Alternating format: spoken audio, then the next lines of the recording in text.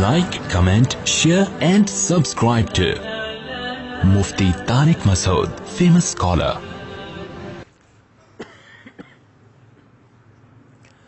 الحمد لله نحمده ونستعينه ونستغفره ونؤمن به ونتوكل عليه ونعوذ بالله من شرور أنفسنا ومن سيئات أعمالنا من يهده الله فلا مضل له ومن يضلل فلا هادي له ونشهد أن لا إله إلا الله وحده لا شريك له ونشهد أن محمدا عبده ورسوله صلى الله تعالى عليه وعلى آله وأصحابه وبارك وسلم تسليما كثيرا كثيرا أما بعد فأعوذ بالله من الشيطان الرجيم بسم الله الرحمن الرحيم يا أيها الناس اعبدوا ربكم الذي خلقكم والذين من قبلكم وقال تعالى وما خلقت الجن والإنس إلا ليعبدون ما أريد منهم من رزق وما أريد أن يطعمون وقال النبي صلى الله عليه وسلم الكيس من دان نفسه وعمل لما بعد الموت گلے کی سیٹنگ تھوڑی سی آؤٹ ہے تو اللہ تعالیٰ صحیح طرح سے بات کہنے کی، سننے کی، سمجھنے کی اور پھر عمل کی توفیق عطا فرمائے۔ قرآن مجید کی میں نے ایک آیت تلاوت کی ہے، یا ایھا الناس اعبدوا ربکم، اے لوگو اعبدوا ربکم، غلامی اختیار کرو اپنے پالنے والے کی، غلامی اختیار کرو اپنے پالنے والے کی۔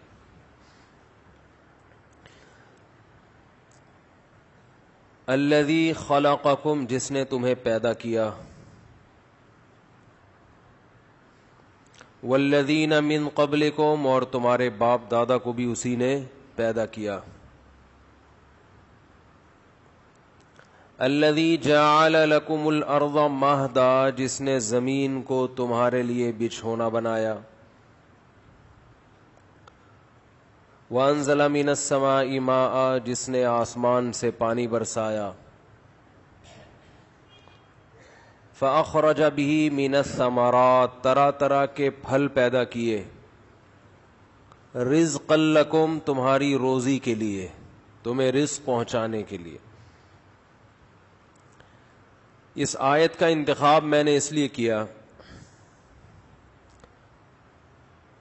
2-4 دن پرانی بات ہے، ایک خبر پڑھی، ایک مشہور ٹی وی چینل پہ ایک خبر چلی کہ پروفیسر صاحب ہیں، کوئی باہر سے آئے ہیں، انہوں نے ہماری یونیورسٹی میں خطاب کیا ہماری قوم سے، یعنی قوم کے نوجوانوں سے۔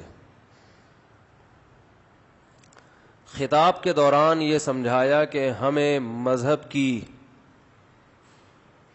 جو تعلیمات ہیں اور مذہبی رسومات، ان کے خول سے نکلنا پڑے گا، اس کے بغیر ہم ترقی نہیں کر سکتے۔ بات آ رہی ہے سمجھ میں؟ یونیورسٹیوں میں محترم کا خطاب ہوا ہے، انگریز ہیں، پروفیسر ہیں اور بہت بوڑھے آدمی ہیں، ظاہر ہے کوئی بہت زیادہ پڑھے لکھے ہیں تبھی بوڑھے ہیں، بلکہ یوں کہنا چاہیے بوڑھے ہیں اس کی علامت ہے کہ بہت زیادہ عمر زیادہ ہوتی ہے تو تجربہ، نالج، سب چیزیں بڑھ جاتی ہیں نا۔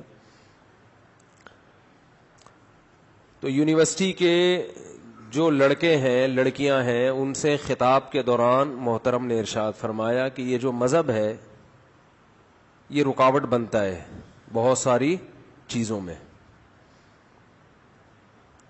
اس خول سے باہر آنا پڑے گا ہمیں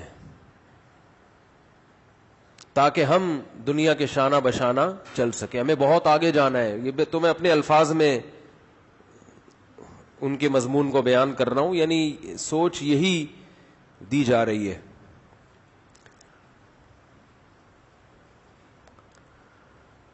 تو میں نے اس کی وجہ سے اس آیت کا انتخاب کیا. اے لوگو اس اللہ کی غلامی اختیار کرو جس نے تمہیں پیدا کیا ہے.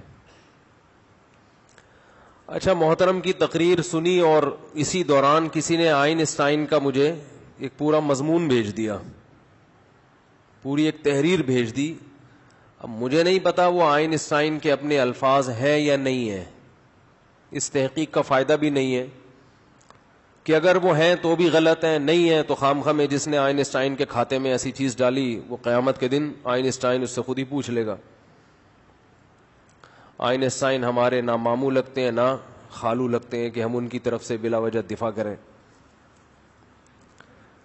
لیکن آئنسٹائن کی جو تحریر میرے سامنے سے گزری جس میں نسبت تھی آئنسٹائن کی طرف، اس میں بھی مذہب کی مخالفت، ہو سکتا ہے فیک ہو، جھوٹ ہو، کیونکہ واٹس ایپ پہ فیس بک پہ کسی بھی کتاب کا حوالے سے کچھ بھی نقل کر دو، پروپیگنڈا تو بہت ہے، آپ کو پتا ہے.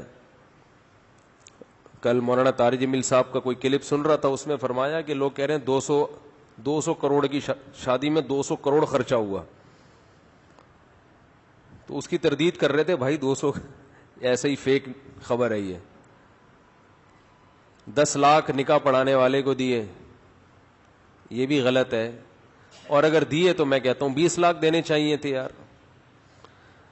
تو خیر میڈیا کے پروپیگنڈے آپ کو پتا ہے کہ مشہور ہیں. اور ابھی ایک پروپیگنڈا بہت میں نے پیش گوئی کی تھی 2 ہفتے پہلے کہ کرونا کی ویکسین بن چکی ہے، تو اس میں ہمارے ہاں جو اب ریسرچ چلے گی نا مختلف لوگوں کی، وہ یہ ہے کہ اس میں پتہ نہیں نسلیں تباہ ہونے کے جرثومے شامل ہیں، بچے نہیں پیدا ہوں گے، اور اگلی نسل میں جا کے یہ ہو جائے گا تو وہ ہو جائے گا. ٹوپی ڈرامہ فل. اور پڑھے لکھے لوگ بھی اس قسم کی فضول کس باتیں کر رہے ہوتے ہیں کہ اس سے ہمارا سارا ڈیٹا ٹرانسفر ہو جائے گا. انجیکشن لگتے ہی آپ کے اندر کتنے گردے کتنے پھیپڑے یہ سارے پتہ چل جائے گا. کس کو؟ اندر کا ڈیٹا تو یہی ہے. دل کے جو خیالات ہیں وہ تو اللہ کے سوا کوئی بھی نہیں جانتا بھائی، وہ تو ایجنسی والے بھی نہیں جانتے، وہ خفیہ ایجنسیوں کو نہیں پتا ہوتا اس کے دل میں کیا ہے. امریکہ کو پتا چل جائے گا انجیکشن بلڈ میں جاتے ہی، خفیہ ڈیٹا سارا. دیکھو خفیہ ڈیٹا کیا ہے آپ کے اندر، جو چیزیں خفیہ ہیں وہ تو دل گردے پھیپھڑے نظر نہیں آ رہے. یہ تو ویسے ہی ان کو پتا ہے کہ کتنے ہوتے ہیں ایک آدمی میں. لیکن یہ کہ ہمارے بڑے بڑے پروفیسر لوگ بھی اس طرح کی باتیں کر رہے ہیں. پھر ان چیزوں سے سب سے زیادہ متاثر ہمارا مذہبی طبقہ ہوتا ہے، مذہبی طبقہ، کیونکہ وہ بیچارہ سائنس سے بالکل نابلد ہے، وہ بہت جلدی متاثر ہو جاتا ہے. اس نے قرآن میں یہودیوں کی خصلتیں پڑھی ہوئی ہیں کہ ایسے چلاک ہوتے ہیں یہودی، اور ہوتے بھی ہیں. تو اس کو پہلے سے پتا ہوتا ہے کہ یہودی ڈیڑھ ہوشیار ہے، چلاک ہے. اب یہ نہیں پتا کہ دنیا میں ہر چلاکی کا ذمہ دار یہودی نہیں ہے، یا دنیا میں یہ نہیں کہ ایک آدمی کوئی چالاک ثابت ہو جائے تو اب ہر چیز اس کے کھاتے میں ڈال دو. اتنا تھوڑی اللہ نے یہودیوں کو دنیا کا باپ بنایا ہے کہ وہ ساری دنیا کے کولوں پہ ایک انجیکشن ٹھوک ٹھوک کے سارا ڈیٹا کر لیں. تو اسرائیل کب سے کوشش کر رہا ہے بننے کی، ابھی تک پورا بنا نہیں ہے، اور کیا کچھ اس نے ایڑی چوٹی کا زور نہیں لگا لیا. تو یہ جو واٹس ایپ اور فیس بک کی تحقیقات ہے میرے بھائی، ان کو دیوار پہ مار دیا کرو. اب تحقیق کرے کہاں سے؟ محلے کے ڈاکٹر سے پوچھ لیا کرو جا کے. جو محلے کا ڈاکٹر ہے نا، ڈاکٹر صاحب یہ رپورٹ آئی ہے، وہ کہے گا اس کو پھاڑ کے پھینک دو، بکری کو کھلا دو. جیسے ہم عدالتی خلا کو کہتے ہیں نا کہ یہ عدالت نے جو خلا کی ڈگری دی ہے اس کو بکری کو کھلا دو، اس سے بیوی آپ کے نکاح سے خارج نہیں ہوئی. عدالت کو تھوڑی رائٹ ہے کہ لوگوں کی بیویوں کو طلاقیں دیتی پھرے. ابھی خاتون آئی تھی خلا کی ڈگری لے کے، میں نے کہا بکری کو کھلا دو اس کو، اس کی کچھ بھی نہیں ہے، یہ میاں تمہارا یہی میاں ہے، یہ جب تک نہیں چھوڑے گا نہیں چھوٹو گی. عدالتیں کہہ سکتی ہیں ہماری توہین کر رہے ہیں، آپ اسلام کی توہین کر رہے ہو، آپ مسلمانوں کے فیملی سسٹم کو تباہ کر رہے ہو، آپ ہمارا سارا نظام تباہ کر رہے ہو. ہم چپ بیٹھے رہے آرام سے؟ ایسے کیسے ہو سکتا ہے بھائی؟ جب جو عورت منہ اٹھا کے جاتی ہے عدالت خلا کے پیپر پکڑا دیتی ہے. جج کو خود ڈر نہیں لگتا؟ تیری بیوی اگر کسی جج کے پاس جا کے کھلا لے کے بھاگ جائے, کیا کرے گا تو بیٹھ کر؟ ممکن ہے کوئی جج صاحب کہ میں تو صبر کروں گا, تو آپ میں غیرت ختم ہو گئی ہے تو آپ صبر کرو گے. غیرت ہوتی تو آپ صبر نہ کرتے. تو یہ جو خلع کی ڈگریاں جاری ہو رہی ہیں نا عدالتوں سے, بکریاں رکھ لیں گھر میں, اچھے پیپر ہیں, کاغذ ویسے ہی مہنگا ہو گیا بہت, تو کھلا دیا کریں ان کو. 100 میں کوئی ایک آدھ کیس ہوتا ہے جس میں ہم بھی مانتے ہیں کہ یہ خلع صحیح ہے, لیکن افسوس ہو رہا ہے کہ اس پر کوئی مضبوط بنیادوں پہ آواز نہیں اٹھائی جا رہی. اچھا خیر, میں یہ عرض کر رہا تھا کہ پروفیسر صاحب کا بیان آیا پہلے سامنے. اس بیان میں محترم نے یونیورسٹیوں میں خطاب کے دوران ارشاد فرمایا کہ ہمیں مذہبی رسومات کی جو قید ہے اس سے آگے بڑھنا پڑے گا, نکلنا پڑے گا اس خول سے, ورنہ ہم سائنس میں ترقی نہیں کر سکتے. اور اسی دوران واٹس ایپ پہ کسی نے آئنسٹائن کے ملفوظات بھیجے. وہ ملفوظات کیا تھے میں پھر بتا دوں, پتہ نہیں آئنسٹائن نے وہ ارشاد فرمایا بھی ہے کہ نہیں فرمایا, لیکن اگر فرمایا ہے تو بہت غلط کیا. اس فرمودات کا حاصل یہ ہے کہ اس کائنات کو بنانے والا جو خدا ہے اس نے اس کائنات کو نیچر کے اصول, کچھ اصول ہیں, ان اصولوں میں جکڑ دیا ہے, اور پھر انہی اصولوں کے تحت یہ کائنات چل رہی ہے. اور اس خدا کو اس سے کوئی غرض نہیں ہے, اس خدا کو اس کی بالکل ضرورت نہیں ہے کہ لوگ اس کی عبادت کریں اور یہ کریں اور وہ کریں. وہ خدا ان تمام گویا کہ اس قسم کی سوچ سے وہ بالاتر ہے, اس کو بالکل ضرورت نہیں ہے کہ وہ اس مخلوق کو پابند بنائے کہ یوں کرو یوں کرو, یوں نہیں کرو, ایسے کرو, یہ نماز پڑھو, روزے رکھو. یعنی وہ آئنسٹائن کے, میں اپنے الفاظ میں بیان کر رہا ہوں نا, داڑھی رکھو, شلوار ٹخنے سے اوپر رکھو, عورتیں پردہ کریں, اور یہ سب چیزیں, وہ خدا ان چیزوں سے کیا ہے, بولو بھائی, بالاتر ہے. اس کو کوئی ضرورت نہیں ہے ان چیزوں کی کہ جو یوں نہیں کرے گا تو جہنم میں ڈالوں گا, یوں نہیں کرے گا تو جنت میں ڈالوں گا. اس کو ضرورت نہیں ہے ان چیزوں کی. یہ وہ سوچ ہے جو ہمارے ہاں یونیورسٹیوں میں سائنس پڑھنے والا طالب علم, بولو بھائی, لے رہا ہے. ہمارے اپنے بعض ریلیٹو جو یونیورسٹیوں میں گئے بالکل ہی کنٹرول سے باہر ہو گئے, کھلے عام خدا کا انکار کر رہے ہیں. جتنا پڑھا لکھا ہوگا دین سے اتنا دور ہوتا جا رہا ہے.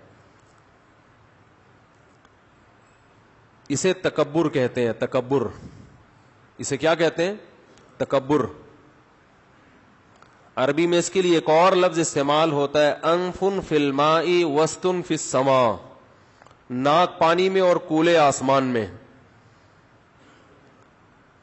انسان جب اپنی اوقات بھولتا ہے نا تو 2-4 ABCD کے لفظ پڑھنے کے بعد, جس میں ظرف چھوٹا ہوتا ہے نا, ظرف, علم حاصل کرنا بھی اہل ظرف کا کام ہے.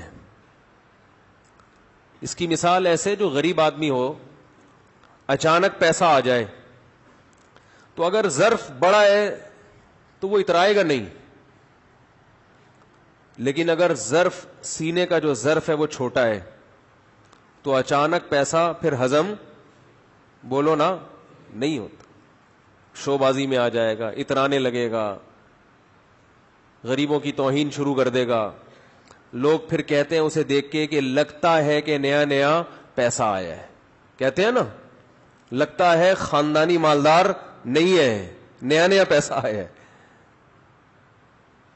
تو یاد رکھو, جیسے کسی غریب کے پاس اچانک پیسہ آ جائے اور ظرف چھوٹا ہو اس کا تو وہ اپنی اوقات کو بھول جاتا ہے, ایسے ہی کسی کم علم کے پاس اچانک نالج آ جائے اور ظرف چھوٹا ہو تو وہ بھی اپنی اوقات کو اسی طرح بھول جاتا ہے.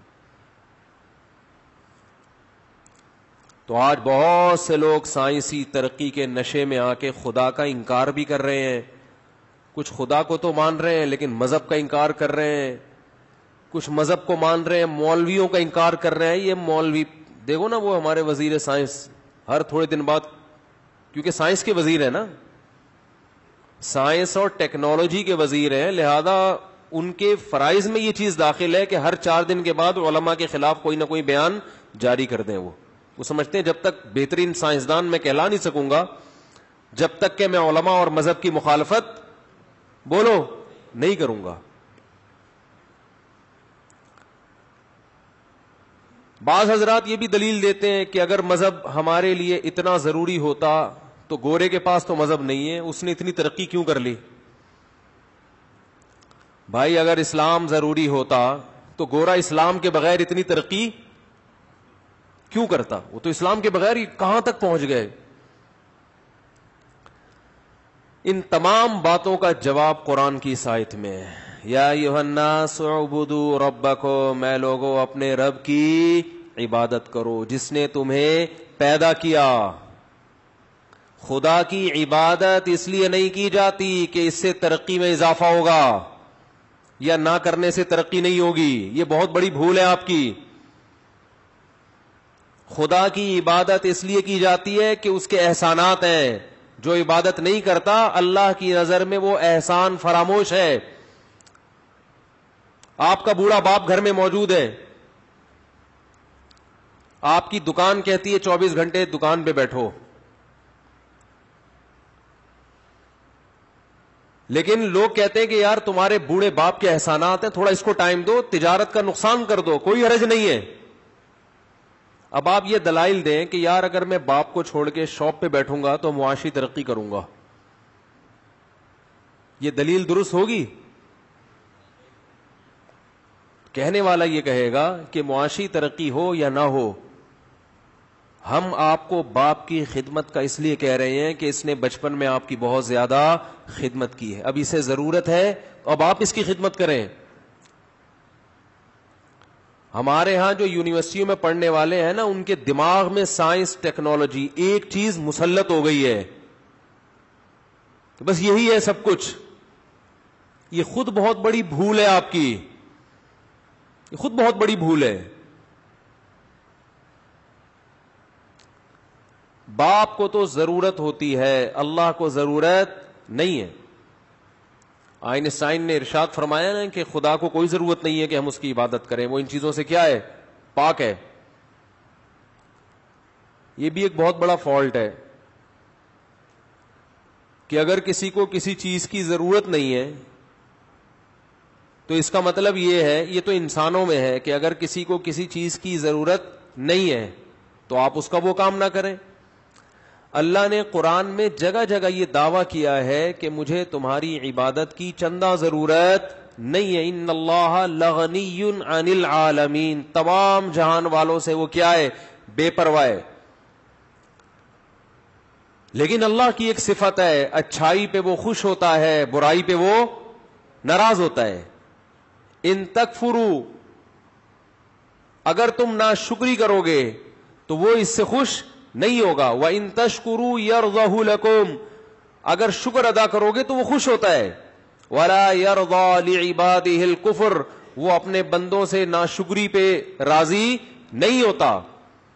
کسی کی خدمت بسا اوقات اس لیے کی جاتی ہے, ہمیں پتہ ہے اس کو ضرورت نہیں ہے, لیکن یہ خدمت سے کیا ہوگا, خوش ہوگا. یہ اس کے دل میں یہ احساس پیدا ہوگا کہ یہ میرا بندہ یہ ناشکرا نہیں ہے, مجھے بھولا نہیں ہے. اللہ کے بارے میں ایسی بات دیکھو, کوئی کسی کے بارے میں کوئی رپورٹ پیش کرتا ہے تو اس سے پوچھتا ہے نا, اللہ کے بارے میں آپ نے لوگوں کو یہ بتانا شروع کر دیا کہ اللہ کو اس سے کوئی غرض نہیں ہے کہ لوگ عبادت کریں یا نہ کریں, تو یہ اللہ سے پوچھے بغیر کہنا ممکن ہے؟ بولتے کیوں نہیں بھائی, تو اللہ سے پوچھا جائے گا نا کہ اللہ تو عبادت سے خوش ہوتا ہے کہ نہیں ہوتا, یہ تو اللہ سے پوچھا جائے گا. اللہ سے پوچھے بغیر ایک سائنسدان سے پوچھ کے بتا رہے ہیں لوگ ایک دوسرے کو. آئنسٹائن سے پوچھ رہے ہیں کہ اللہ کو ہماری عبادت کی ضرورت ہے یا نہیں ہے, یا اللہ ہماری عبادت سے خوش ہوتا ہے کہ نہیں ہوتا. یہ ہمارے سائنس اور ٹیکنالوجی کے طلبہ کا حال ہے. اندازہ لگاؤ کہ اس بارے میں رپورٹیں کس کی پیش کر رہے ہیں, سائنسدانوں کی, اگر بالفرض صحیح مان لی جائے. سائنسدان سے پوچھا جا رہا ہے کہ خدا اپنی عبادت پہ خوش ہوتا ہے یا نہیں ہوتا. وہ یہ سائنسدان سے تھوڑی پوچھنے کی چیز ہے, یہ تو جو خدا ہے اس سے پوچھنے کی چیز ہے.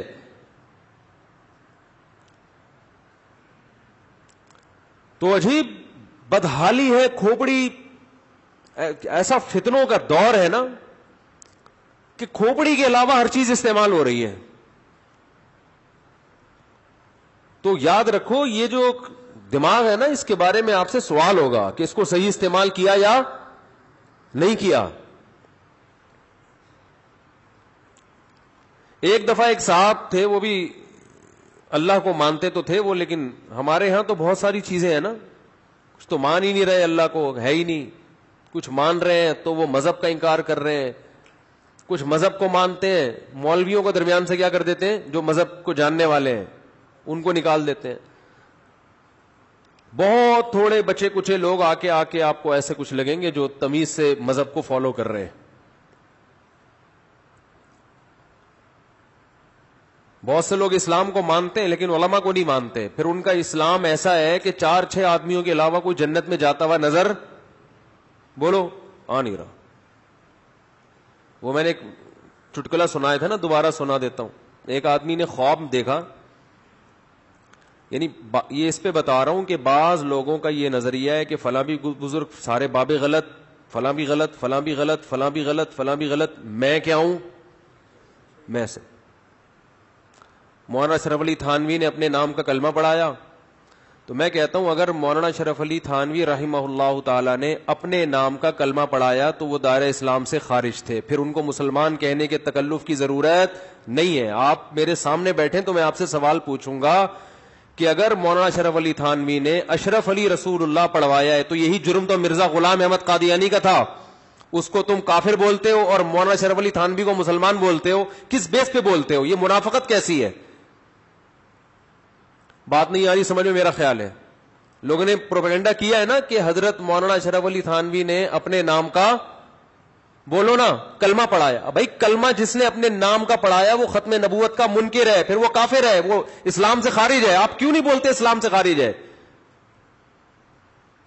تو یہ تضاد ہے کہ نہیں یہ باتوں میں؟ اور اگر آپ تعویل کرتے ہو کہ نہیں اس کا یہ مطلب ہے تو وہ تعویل کرو آپ. پھر دیکھو میرے سامنے اگر کوئی کہے فلاں نے اپنے نام کا کلمہ پڑھا ہے, میں کہوں گا وہ کافر ہے, اور اگر میں کہتا ہوں کافر نہیں ہے تو میں پھر اس کی بات کی کیا کروں گا, تعویل, اور پھر میرے ذمے ہوگا کہ میں تعویل کروں, میں بتاؤں کہ یہ مطلب ہے.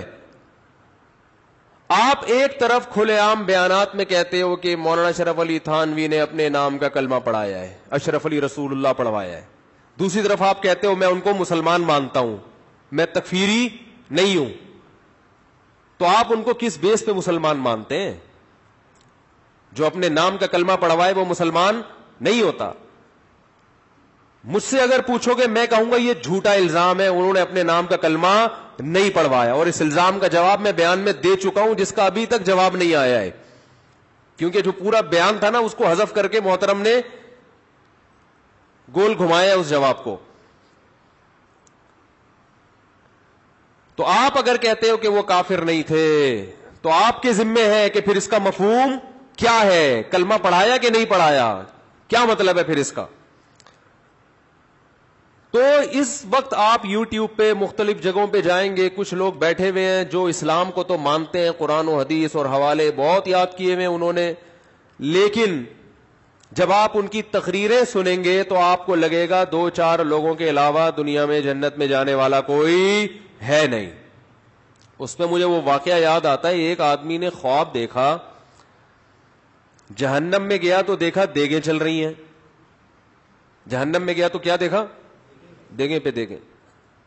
حیران ہو گیا یار, جنت میں گیا تو دال چاول کھا رہے ہیں لوگ بیٹھ کے. تو اس نے فرشتوں سے پوچھا یہ کیا معاجرہ ہے, ادھر دیگیں اور ادھر دال چاول.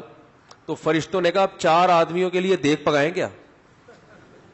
جنت میں گئے ٹوٹل ایک انجینئر ہے, ایک توصیف الرحمان ہے, غامدی صاحب ہیں, اور ایک آدھ اور اس ٹائپ کے کوئی ہوں گے. کیونکہ ان چاروں کی تقریریں سننے کے بعد ایسا لگتا ہے کہ دنیا میں ان کے علاوہ سب کیا ہیں, بے وقوف تھے. اسلام تو سمجھا ان لوگوں نے. تو فرشتوں نے کہا ٹوٹل کتنے آدمی جنت میں آئے ہیں؟ 3 تو مجھے یاد ہے، چوتھا بھی کوئی شاید دماغ پہ دباؤ ڈالوں گا، یا ابھی آ جائے گا اگلا ورژن تھوڑے دنوں میں. 4 آدمی ٹوٹل کہاں ہیں؟ جنت میں. کیا دیکھ پگے بھائی ان کے لیے، وہ تو جو وعدے اللہ نے کیے تھے، پبلک تو ہو. حدیث میں آتا ہے من شذ عن جماعت المسلمین شذ فی النار، جو عام مسلمانوں سے ہٹے گا نا، سارے باب غلط اور سارے علماء اور سارے یہ عام مسلمانوں سے جو، یہ اس کا مطلب جماعت المسلمین کی تنظیم مراد نہیں ہے. جماعت المسلمین عامت المسلمین سے جو ہٹے گا، الگ روش پہ چلے گا. حدیث کے الفاظ ہیں شذ فی النار. قیامت کے دن جب سب لوگ مسلمان جنت میں جا رہے ہوں گے نا، اللہ ان کو الگ سے ہٹا کے جہنم میں ڈالے گا. اللہ ان کو الگ کرے گا. بولے کہ تم تو ان کو صبح شام برا بھلا کہتے تھے، تم نے تو کسی کو چھوڑا نہیں تھا، تم ان کے ساتھ کس بیس پہ جنت میں جا رہے ہو؟ شذا وہاں بھی الگ کیا جائے گا. شذا کا مطلب وہاں بھی اللہ الگ کر دیں گے. جب یہاں الگ تھلگ تھے تو وہاں بھی کیا ہوگے؟ الگ تھلگی. اور جماعت المسلمین والوں کی عقل کو آپ داد دیجئے کہ انہوں نے اسی حدیث سے نیا فرقہ بنا لیا. حدیث میں تو آ رہا تھا جو مسلمانوں سے ہٹے گا، الگ فرقہ بنائے گا یا کوئی الگ بحث چھیڑ دے گا، کوئی الگ ہی روش پہ چلے گا، تو اللہ اس کو وہاں بھی الگ ہی رکھیں گے. تو انہوں نے کیا کیا؟ عام مسلمانوں سے ہٹے اور اس الگ جماعت کا نام رکھ لیا جماعت المسلمین. اب ہمیں ہٹاوا کہہ رہے ہیں کہ تم جماعت المسلمین سے کیا ہو گئے ہو؟ نکل گئے ہو. مارکیٹ میں دیکھو کیا چل رہا ہے یار، یہ ہے مارکیٹ. اٹ از کالڈ، بولو نا بھائی، مارکیٹ. اور یہ والی مارکیٹ مار پیٹ کے بغیر سیدھی نہیں ہو سکتی. گورنمنٹ جب تک ڈنڈا نہیں چلائے گی نا، حکومت، پہلے جب اسلامی خلافتیں تھیں تو اس قسم کی چیزیں مارکیٹ میں آتی تھیں. مسلمان حکمران کنٹرول کرتے تھے، اٹھنے نہیں دیتے تھے کسی کو. اب چونکہ حکومت دلچسپی نہیں لیتی، اور شکر ہے نہیں لے رہی. حکومت لے تو پتہ نہیں کس کو آگے لے آئے اور کس کو پیچھے لے جائے، کوئی اور ہی چیز نہ آ جائے آگے. کم از کم ایک کام تو گورنمنٹ کے ذمہ لازم ہے کہ جب تک کوئی ریلائبل ادارے سے عالم نہ بنے، مفتی نہ بنے، اسکالر نہ بنے، اس وقت تک اس کو یوٹیوب پہ بیٹھنے کی اجازت نہ دی جائے. اور علماء کو بھی مختلف حصوں میں ڈیوائیڈ کرے کہ آپ مفتی ہیں، آپ مسائل بتا سکتے ہیں، آپ صرف ہسٹری بتا سکتے ہیں، آپ حدیث کے صحیح اور ضعیف کی بحث کر سکتے ہیں. ہر آدمی اٹھ کے فتویٰ لگا رہے یہ حدیث میری رائے میں صحیح ہے، یہ میری رائے میں ضعیف ہے. علم حدیث پڑھا نہیں ہے، اس پہ تخصص ہوتا ہے، باقاعدہ پی ایچ ڈی ہوتا ہے، کوئی پتہ نہیں ہے یہ والا راوی ضعیف ہے. یہ وقت کتابیں چوری کر کر کے نا گوگل پہ لکھا ایک راوی کا نام ضعیف لکھا ہوا آ گیا تو فتویٰ لگا دیا کیا ہے؟ ضعیف ہے. میری تحقیق ہے یہ کیا ہے؟ ضعیف ہے. اتنا مشکل علم ہے حدیث کی تحقیق کا، ہر پاگل سے پاگل آدمی محقق بنا ہوا ہے.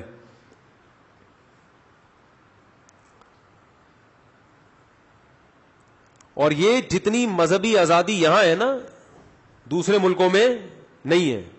سعودی عرب میں کوئی چینل کھول کے دکھائے اپنا، باقاعدہ پراپر پڑھا ہوا نہ ہو، اور وہ ذرا تحقیقات مارکیٹ میں لا کے دکھائے، فوراً حکومت اریسٹ کرتی ہے. تمہیں کس نے بٹھایا یہاں پہ فتویٰ دینے کے لیے؟ تو 4 آدمی جنت میں، بولو بھائی، جائیں گے. یہ بھی ایک طبقہ ہے جس نے اسلام کا ایک مفہوم پیش کیا.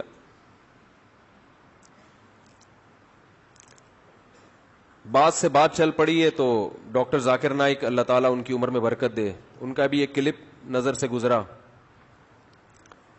انہوں نے بیان ریکارڈ کروایا کہ بار بار لوگ ایک چیز کے بارے میں پوچھتے ہیں، ہے تو حیا کے خلاف. آج کل لڑکوں میں جو ایک برائی چل پڑی ہے، اپنے ہاتھ سے اپنی خواہش پوری کرتے ہیں، اس کے بارے میں میں نے بھی بہت عرصہ اس مسئلے پر بیان نہیں کیا، خاموشی اختیار کی ہے. ان کا کلپ بہت زیادہ وائرل ہوا ہے تو لوگ پھر بار بار ہم سے کہہ رہے ہیں آپ ریکارڈ کروائیں. میں بار بار کہتا ہوں بھائی ڈاکٹر ذاکر نائک ہمارے سر آنکھوں پہ ہے، لیکن وہ مفتی نہیں ہے. فتویٰ دینے کی ان کو پرمیشن نہیں ہے، کسی ادارے سے باقاعدہ فتوے کا علم حاصل نہیں کیا. یہ بات حضرت مفتی تقی عثمانی صاحب، جن کو ڈاکٹر صاحب اپنا استاذ مانتے ہیں، انہوں نے بھی حضرت مفتی تقی عثمانی صاحب نے بھی ڈاکٹر ذاکر نائک سے یہ بات بہت مضبوط لہجے میں کہی ہے کہ آپ اس معاملے میں جو آپ کی فیلڈ ہے وہ بہترین ہے، اس میں اللہ نے آپ سے بہت کام لیا ہے اور ساری دنیا آپ کے ساتھ ہے. اس مسئلے میں بھی انہوں نے کچھ روایتیں پیش کی ہیں، کچھ آیات پیش کی ہیں. لوگ حوالے کو دیکھ رہے ہوتے ہیں. قرآن مجید میں صاف طور پہ اللہ تعالیٰ کا ارشاد ہے فَمَنِ ابْتَغَىٰ وَرَاءَ ذَٰلِكَ فَأُولَٰئِكَ هُمُ الْعَادُونَ، جو اپنی خواہش، اپنی زوجہ اور باندیوں کا سسٹم ختم ہو گیا، باندی نہیں ہو سکتی، اپنی خواہش اپنی زوجہ کے سوا کسی بھی راستے سے پورا کرے گا. قرآن کے صاف الفاظ ہیں. یہ لوگ اللہ کی حدود کو، بولو بھائی، توڑنے والے ہیں. بالکل حرام ہے اسلام میں، اس کی کوئی گنجائش نہیں ہے. حضرت عثمان ابن مظعون رضی اللہ تعالی عنہ، صحیح حدیث ہے،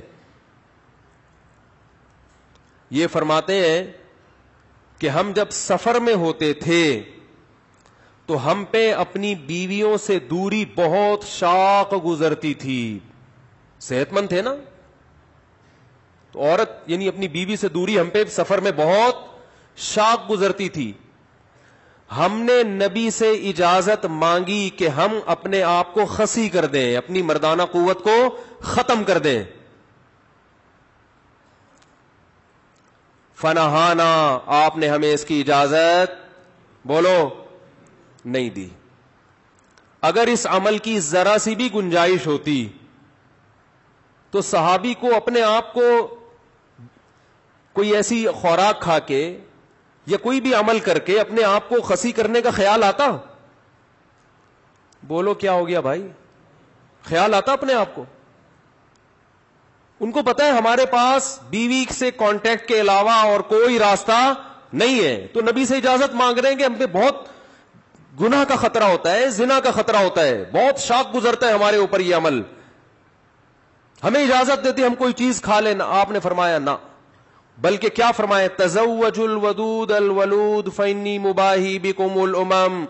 فرمایا ایسی عورت سے نکاح کرو جو کثرت سے اولاد دے، میں تمہاری کثرت پہ قیامت کے دن فخر کروں گا. کیا مطلب؟ یہ قدرت کی طرف سے تمہارے اوپر شہوت مسلط ہے، اس کا حل یہ کہ نہ چاہتے ہوئے بھی نکاح کرو. تم یہ قدرت نے اس لیے رکھی تاکہ تمہاری نسل بڑھے. بڑے آرام سے کہہ دیا جاتا ہے جس کے لیے نکاح کرنا مشکل ہے. کیوں مشکل ہے نکاح کرنا آپ کے لیے؟ کہ بھائی نکاح کرنا مشکل ہے تو اب نوجوان لوگ کیا کریں؟ تو مشکل آپ نے بنایا ہے. قرآن نے اس کا بھی تذکرہ کیا ہے کہ نکاح کرنا مشکل ہے تو کیا کرنا ہے. وَلْيَسْتَعْفِفِ الَّذِينَ لَا يَجِدُونَ نِكَاحًا حَتَّى يُغْنِيَهُمُ اللَّهُ مِنْ فَضْلِهِ. فرمایا جو لوگ نکاح کی طاقت نہیں رکھتے، طاقت نہ رکھنے کا مطلب کیا ہے وہ میں بھی بتاتا ہوں. انہیں چاہیے کہ وہ پاک دامنی سے رہے، کوئی ناجائز اور حرام کام کی طرف، بولو، مت جائیں. سورہ نور کی آیتیں ہیں، بالکل نہ جائیں، وہ بچا کے رکھیں. استعفاف کا معنی روک لینا، اپنے آپ کو بچا لینا، یہاں تک کہ اللہ ان کو غنی کر دے. اللہ ان کے لیے انتظام، بولتے کیوں نہیں بھائی؟ اللہ انتظام کر دے، اس وقت تک روکو اپنے آپ کو، صبر کرو. یہاں بھی کہیں کسی اور راستے کا ادنا سا بھی اشارہ، اتنی واضح آیت ہے، نہیں ملتا. بخاری مسلم کی حدیث، آپ صلی اللہ علیہ وسلم نے فرمایا یا معشر الشباب من استطاع منکم الباءۃ فلیتزوج. تم میں جو نکاح کی طاقت رکھتا ہے اسے چاہیے کہ وہ نکاح کر لے. فإنہ اغض للبصر واحسن للفرج. اس سے نظر جھک جائے گی، شرمگاہ محفوظ ہو جائے گی. ایک روایت میں فإنہ لہ آگے ہے ومن لم یستطع فعلیہ بالصوم. جس میں نکاح کی طاقت نہیں ہے. طاقت نہ ہونے کا مطلب ابھی بتا رہا ہوں پھر میں، کیونکہ ہر آدمی یہ سمجھتا ہے مجھ میں نکاح کی استطاعت نہیں ہے، یہ مسلط کر لیا ہر آدمی نے اپنے لیے. اس کے بعد اللہ نے کیا فرمایا، نبی نے کیا فرمایا کہ اگر نکاح نہیں کر سکتا، استطاعت نہیں ہے، فعلیہ بالصوم، کثرت سے روزے رکھے. یہاں بھی کسی اور راستے کی طرف ذرہ برابر بھی اشارہ بولو بھائی نہیں دیا. اس کا مطلب یہ اللیگل ہے اسلام میں، یہ اللہ حرام ہے، ناجائز ہے.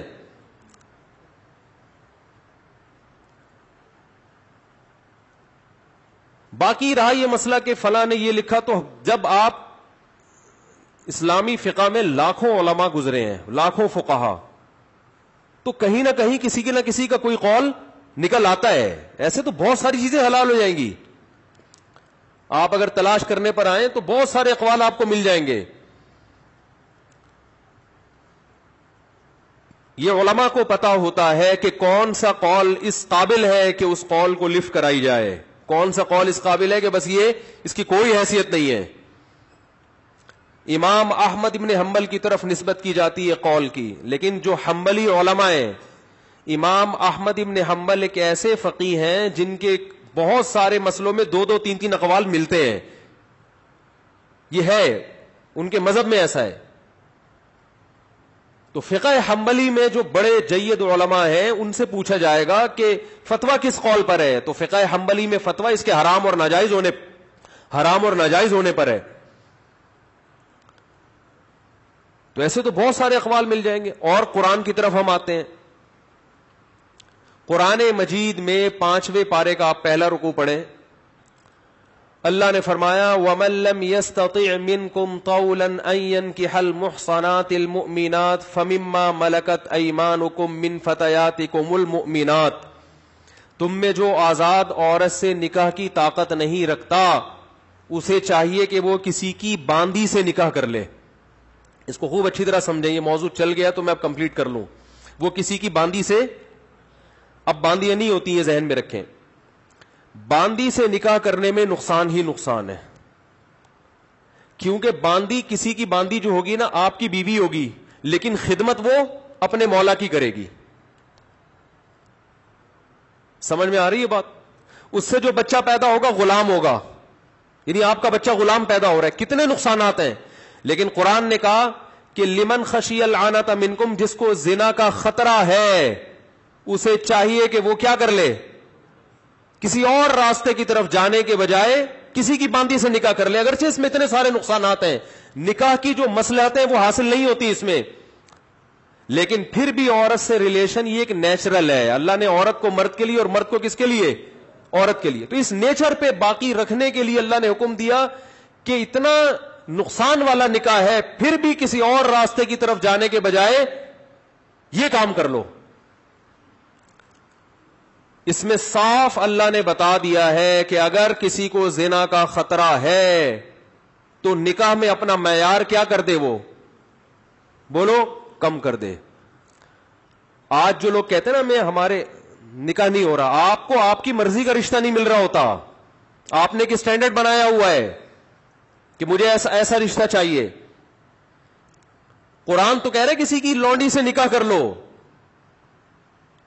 بہت کم معیار. ایک تو غلام باندی اس زمانے میں بہت پس سمجھی جاتی تھی، دوسری بات وہ کنٹرول میں آپ کے نہیں ہوگی، خدمت اپنے مولا کی کرے گی. وہ آپ سے صرف اس کا ریلیشن حلال ہو جائے گا، مولا کا ریلیشن اس سے حلال نہیں ہوگا. کیونکہ اسلام میں ایک ایسا نہیں ہو سکتا کہ ایک عورت کہ اپنے جو ہے نا مالک سے بھی ریلیشن ہو اور آپ سے بھی ہو. نہ جب آپ سے نکاح ہو گیا تو اب آپ کے علاوہ کسی اور سے ریلیشن نہیں ہو سکتا، صرف ریلیشن آپ کے لیے حلال ہو جائے گا اور کچھ بھی نہیں. تو نکاح کی مصلحتیں وہ حاصل نہیں ہوں گی. بچے کو کتنا نقصان ہو رہا ہے، غلام پیدا ہو رہا ہے.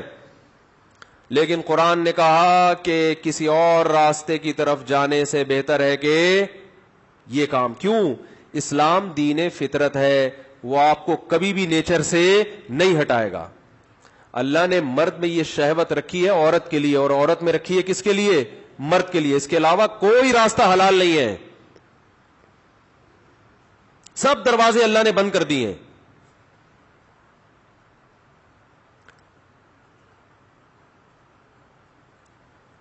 رہا یہ مسئلہ، اللہ فقہا نے یہ بیان کیا ہے کہ اگر کسی شخص کو نکاح کے لیے کوئی عورت میسر ہو، رشتہ مل جائے، تو یہ ان لوگوں میں داخل نہیں ہے کہ جن میں نکاح کی استطاعت نہیں ہے. خوب اچھی طرح سمجھیں. یہ جو کہا جاتا ہے نا کہ نکاح کی استطاعت نہیں ہے, اس کا مطلب ہے کہ آپ کو کوئی رشتہ دینے کے لیے تیار, بولو نا بھائی, نہیں ہے. یہ مطلب ہے اس کا. رشتہ مل جائے پھر آپ کہیں مجھ میں نکاح کی استطاعت نہیں ہے, یہ غلط ہے, غلط ہے. پھر یہ ہمارے ہاں نکاح کی استطاعت کا مطلب یہ سمجھا جاتا ہے کہ پیسے ہیں. اسلام میں غریب آدمی کو بھی نکاح کی اتنی ہی ترغیب ہے جتنی مالدار کو. اگر پیسے ہونے کا نکاح کی استطاعت سے تعلق ہوتا تو ہمارے نبی کے گھر میں 40 دن چولہا نہیں جلتا تھا اور آپ نے 9 بیویاں رکھی ہیں. بہت مشکل ہے بات سمجھانا, بہت مشکل ہے. صحیح بخاری میں امام بخاری نے عنوان باندھا ہے بابو تزویج المعسر, غریب کی شادی. اس میں نبی صلی اللہ علیہ وسلم نے ایک ایسے صحابی کی شادی کرائی ہے جن کے پاس مہر کے لیے ایک لوہے کی انگوٹھی بھی نہیں تھی, ٹوٹل کائنات ان کی ایک لنگوٹا تھی. آپ نے فرمایا کہ تمہیں کچھ صورتیں یاد ہیں؟ صحابی نے کہا. فرمایا زوجتکہا, تمہارا نکاح میں نے اس خاتون سے کرا دیا, بیما معاک من القرآن, جو صورتیں یاد ہیں وہ بیوی کو یاد کرا دینا, بس ہو گیا نکاح, چلو جاؤ.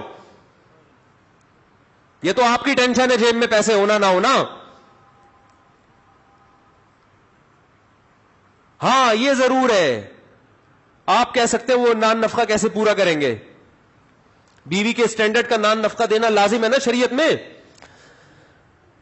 او بھائی سوال پیدا ہوتا ہے, آپ نے ایک لنگوٹا ہے آپ کے پاس ٹوٹل, آپ کی ڈیفنس میں شادی ہو گئی, آپ نے کہا شادی کے بعد بیگم کو بتایا کہ میں تو پینٹ شرٹ ادھار لے کر آیا تھا اپنے ماموں سے, اور ہال وال جو بک کرائے تو سارے زکات کے پیسوں سے تھا. حقیقت ہے کہ میرے پاس ایک دھیلا بھی نہیں ہے. تو ڈیفنس سے جو آپ کی دلہن آئی ہے وہ تو پہلے دن بھاگے گی کہ نہیں بھاگے گی؟ اب وہ بھاگ رہی ہے تو آپ نے کنڈی لگا دی, آپ نے اس کو بٹھایا, بولو پہلی تو یہ بتا دوں یہ کنڈی بھی میری نہیں ہے. یہ بھی دوست سے گھر ہم نے زکات میں لیا ہوا ہے تھوڑے دنوں کے لیے. ویسے زکات تھوڑے دن کی ہوتی نہیں, ایک مثال دے رہا ہوں. اب مسئلہ دیکھو, یہ بات یہ ہے کہ امام مفتی طارق مسعود سے ہم نے سنا ہے کہ امام بخاری نے ارشاد فرمایا بابو تزویج المعسر, غریب کی شادی. اور صحیح ہے بخاری کی حدیث ہے کہ نبی نے ایک ایسے شخص کا بھی نکاح کرایا جس کے پاس ان صحابی کے پاس ایک لنگوٹ کے علاوہ کچھ بھی نہیں تھا. تو جب ان کی ہو سکتی ہے تو میری کیوں نہیں ہو سکتی؟ یہ دلائل آپ ان کو دے رہے ہیں. بات آ رہی ہے سمجھ میں؟ تو یہ دلائل آپ کے اس لیے غلط ہوں گے کہ جب نبی نے جن غریب صحابی کی شادی جس خاتون سے کرائی نا, اس خاتون کو پہلے سے پتا تھا کہ ان کے پاس اس کے علاوہ کچھ بھی نہیں, وہ اس غربت پہ راضی تھی. اب راضی کیوں تھی؟ 2 وجہ سے راضی ہو سکتی ہیں. یا تو وہ خود اس سے بھی زیادہ غریب ہو, کچھ بھی نہ ہو, انہیں یہ ہو کہ بھائی چلو میں شادی کر رہی ہوں غریب سے, لیکن کم از کم اب میرا نان نفقہ ان کے ذمے ہے نا. ان کے پاس کچھ بھی نہیں ہے لیکن کدال لے کے صبح جائیں گے, محنت مزدوری کریں گے, تو اللہ نے نکاح کی برکت سے وعدہ کیا ہے کہ اللہ نکاح مال میں کیا دے گا؟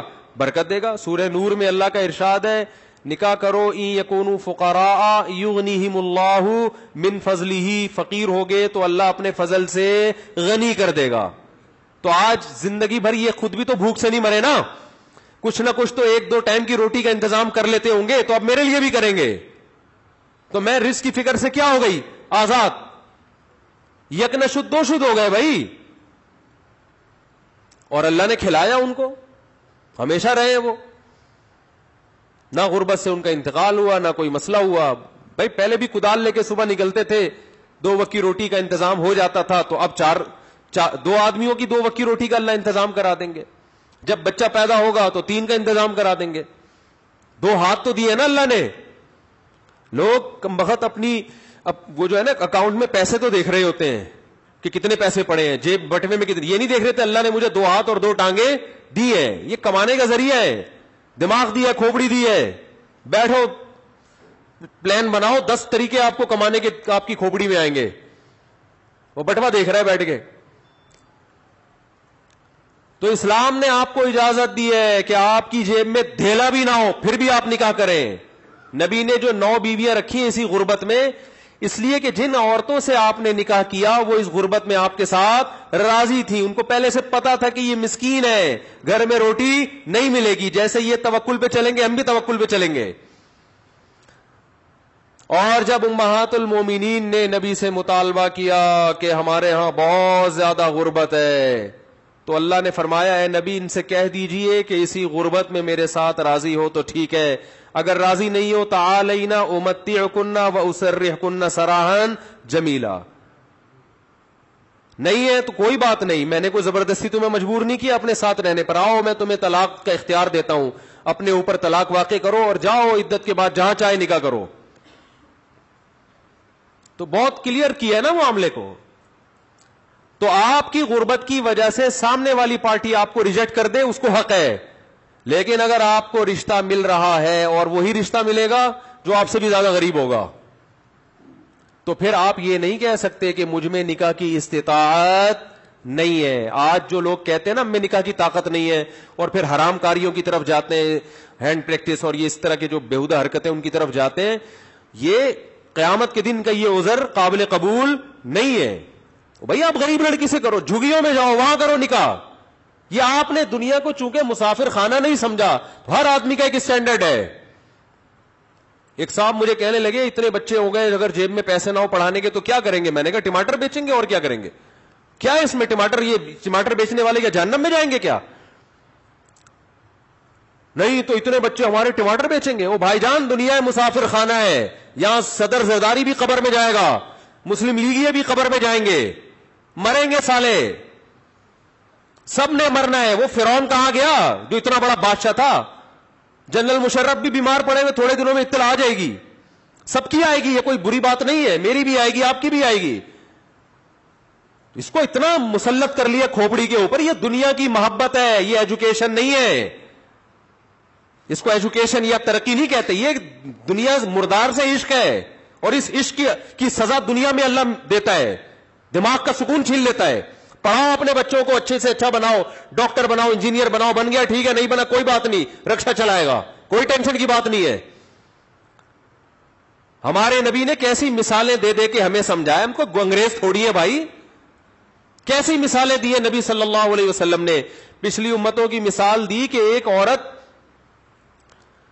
جو ہے نا وہ اپنے بچے کو گود میں اٹھائی ہوئی تھی, تو ایک شخص جس کو لوگ برا بلا کہہ رہے تھے, مسکین, غریب, پراگندہ بال, تو ماں نے دعا مانگی اے اللہ میرے بچے کو ایسا نہ بنانا, اس کی تو کوئی عزت ہی نہیں ہے معاشرے میں. حدیث میں آتا ہے بچے کو اللہ نے ماں کے گود میں بولنے کی توفیق دی, بچے نے کہا اللہ مجھے ایسا بنا دینا.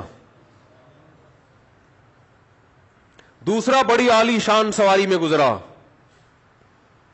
کوئی پیپلز پارٹی میں بڑے عہدے پر ہوگا اس زمانے میں, بڑی عالی شان سواری اور بڑا جاہو جلال کے ساتھ ماں نے کہا اللہ میرے بچے کو ایسا بنانا. آج مائیں کہتی ہے نا ایسا بن جائے ایسا نہ بنے. بچے نے ماں کی گود میں کہا اللہ مجھے ایسا نہ بنانا, مجھے ایسا نہ بنانا. حدیث میں آتا ہے یہ جو جاہو جلال کے ساتھ گزر رہا تھا خدا کا باغی اور اس کا نافرمان تھا, اور وہ اللہ کا فرما بردار تھا جو پہلا والا. دیکھو فرعون نے جو موسیٰ علیہ السلام کو تانے دیے نا, وہ غربت کے تانے دیے, وہی تانے آج آپ غریبوں کو دے رہے ہو کہ اتنے بچے ہو گئے تو ٹماٹر بیچیں گے. غربت کوئی عیب بولو نہیں ہے. فرعون اسی وجہ سے تو برباد ہو گیا. وہ کہہ رہے کہ ام انا خیر من ھذا الذی ھو مہین, اے لوگوں میرے پاس باغات ہیں, میرے پاس علم ہے, میرے پاس دنیا کی ہر نعمت ہے, اور یہ موسیٰ تو مسکین ہے, کھانے کو روٹی نہیں ہوتی اس کے پاس, تم اس کو فالو کرو گے, مجھے فالو کرو گے. لوگ کہتے تھے آپ کو فالو کریں گے ہم. ولا یکاد یبین, اور کہتے تھے موسیٰ میں ایک عیب یہ بھی ہے کہ اس کو بولنے میں بلاغت نہیں ہے, مجھے بولنا بھی آتا ہے. یہ فرعون مقابلہ کر رہا ہے. اللہ کی نظر میں موسیٰ کی اہمیت تھی, موسیٰ کی جو مسکین غلام قوم میں پیدا ہوئے, کیا ویلیو ہے. جب قرآن پڑھو نا خدا کی قسم موسیٰ علیہ السلام کی اللہ کی نظر میں جو ویلیو تھی اس کا اندازہ ہوتا ہے. قرآن میں سب سے زیادہ نام کس پیغمبر کا آیا ہے؟ موسیٰ.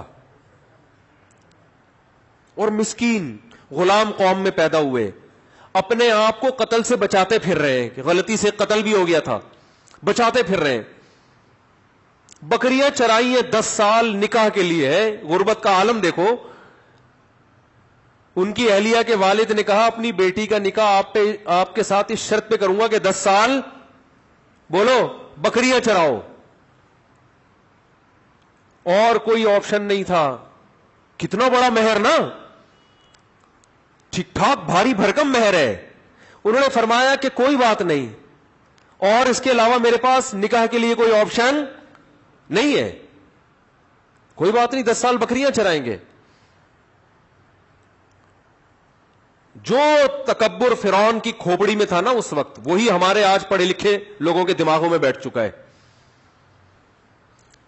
وہی پڑھے لکھے لوگوں کے دماغ میں بیٹھ گیا ہے. اس دنیا سے دل مت لگاؤ میرے بھائی. بچے ٹماٹر بیچے, کوئی ٹینشن کی بات نہیں ہے. میں نہیں کہہ رہا ان کو ابھی سے ٹماٹر کی ریڑھی دے کے ٹماٹر بکواؤ, ان کو اچھی سے اچھی تعلیم دو, اس سے مسلمانوں کو فائدہ ہوگا. پیسے نہیں ہے تو کوئی ٹینشن کی بات نہیں ہے, کوئی ٹینشن لینے کی بات نہیں ہے. ہمارے نبی مسکین تھے بھائی. ایک صاحب کا فون آیا, میرے 4 بچے ہیں, ایک ہی کمرہ ہے, میں بہت پریشان ہوں, پھر بیوی کو حمل ٹھہر گیا, ڈاکٹر کہہ رہے حمل گرا دو, کہاں سے خرچے پورے کرو گے؟ میں نے کہا 4 بچے زندہ ہیں یا نہیں ہیں؟ کہہ رہے ہاں. میں نے کہا جب بھی پیدا ہوئے تھے ماں کی چھاتی میں دودھ پیدا ہوا تھا کہ نہیں ہوا تھا؟ کہہ رہے ہاں. میں نے کہا اس کا مطلب جب پیدا ہوا تھا نا بچہ تو دودھ اس لیے پیدا ہوا تھا, اس وقت بچے کے لیے سب سے زیادہ ضروری کیا چیز تھی؟ دودھ. ایسا دودھ اللہ نے پیدا کر کے دکھایا, آج تک کوئی سائنٹسٹ کوئی ڈاکٹر اس کا آلٹرنیٹ پیدا نہیں کر سکا. میں نے کہا خدا نے بتا دیا ہے کہ بچے پیدا میں کرتا ہوں, تم نہیں کرتے. ان کی ضرورتوں سے میں واقف ہوں, تم بعد میں واقف ہوتے ہو, اور ان کی بنیادی ضرورتیں میں پوری کروں گا.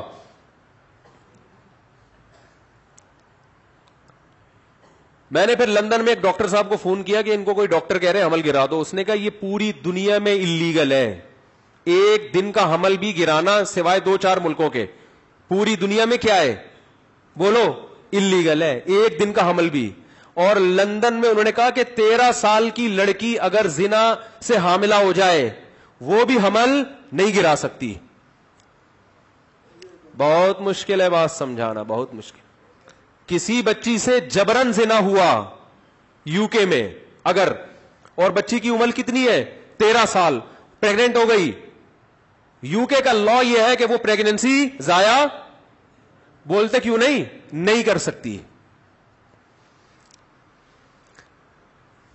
کیونکہ جب ایک جان جسم میں اللہ نے اس کو زندگی کے لیے سلیکٹ کر لیا ہے, وہ آپ کی اولاد ہے. کروڑوں جرسوموں میں سے ایک کی سلیکشن ہوتی ہے. بات پہ اللہ پہ توکل, اللہ پہ اعتماد, یہ چیزیں ختم. غربت دیکھو قرآن میں کتنا اللہ نے ارشاد فرمایا, ابسط الرزق لمن یشاء, جس کے لیے چاہتا ہوں رزق بڑھا دیتا ہوں, جس کے لیے چاہتا ہوں تنگ کر دیتا ہوں. اس کا اولاد سے تعلق نہیں ہے. اللہ غریب رکھنا چاہے گا, ایک بچے میں بھی آپ کے منہ سے نوالا چھین لے گا. رزق میں برکت دینا چاہے گا تو درجنوں میں بھی اللہ. ہم نے بہت سے دیکھے غریب تھے, ان کے اولادیں ہوئی, سب اولادیں پڑھ لکھ کے, کوئی شپ پہ ہے, کوئی ڈاکٹر ہے, کوئی انجینئر ہے, کما بھی رہے ہیں, اپنے والدین کو کھلا بھی رہے ہیں. تو ایک عجیب دماغ میں چیزیں مسلط کی ہوئی ہیں. خیر میں جلدی سے بات کو سمیٹتا ہوں. کہاں سے, آج تو ساری باتیں بکھری بھی ہو رہی ہیں, بات پتہ نہیں کہاں سے چلی تھی. پروفیسر صاحب کا ایک بیان آیا تھا, تو میرا خیال ہے وقت چونکہ پورا ہو گیا ہے تو نماز کے بعد 10 منٹ اس ٹاپک کو ہم مکمل کر لیں گے, 5 سے 10 منٹ, تاکہ ایک بات کسی ٹھکانے پہ جا کے لگے نا. ورنہ ہاں وہ والی بات بھی کہ وہ جو ڈاکٹر صاحب کا ایک بیان آیا ہے, ڈاکٹر ذاکر نائک صاحب کا, تو اس پہ بھی تھوڑا سا تبصرہ باقی ہے. تو انشاءاللہ پھر اگلے بولیٹن میں آپ سے ملاقات کریں گے. ایک بریک کے بعد ملتے ہیں آپ سے. چلو بھائی سپیڈ مارو یار. دوسرا کہاں ہے نکا, دوسرا فارم. اچھا بھائی, محمد شہیر نام ہے نا آپ کا, اور محمد دلہن کا نام ماہ نور اکرم, محمد اکرم. اور دلہن کے وکیل کون ہے؟ دلہن کے وکیل سلمان بیگ صاحب کہاں ہیں؟ سلمان بیگ،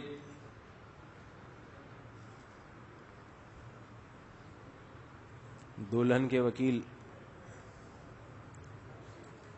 سلمان بیگ صاحب نہیں ہیں؟ آپ ہیں سلمان بیگ؟ سلمان بیگ ہی شارٹ ہیں یار. اچھا، دوسری دلہن کا نام ہے فریحہ بنت محمد افتخار اور دولہا محمد کلیم. آپ ہیں ماشاءاللہ. تھوڑا سا یوں ہو جائے نا، ایک ترتیب سے بیٹھیں. اور آپ کی جو دلہن ہے ان کے وکیل کا نام محمد سلیم شمشاد علی.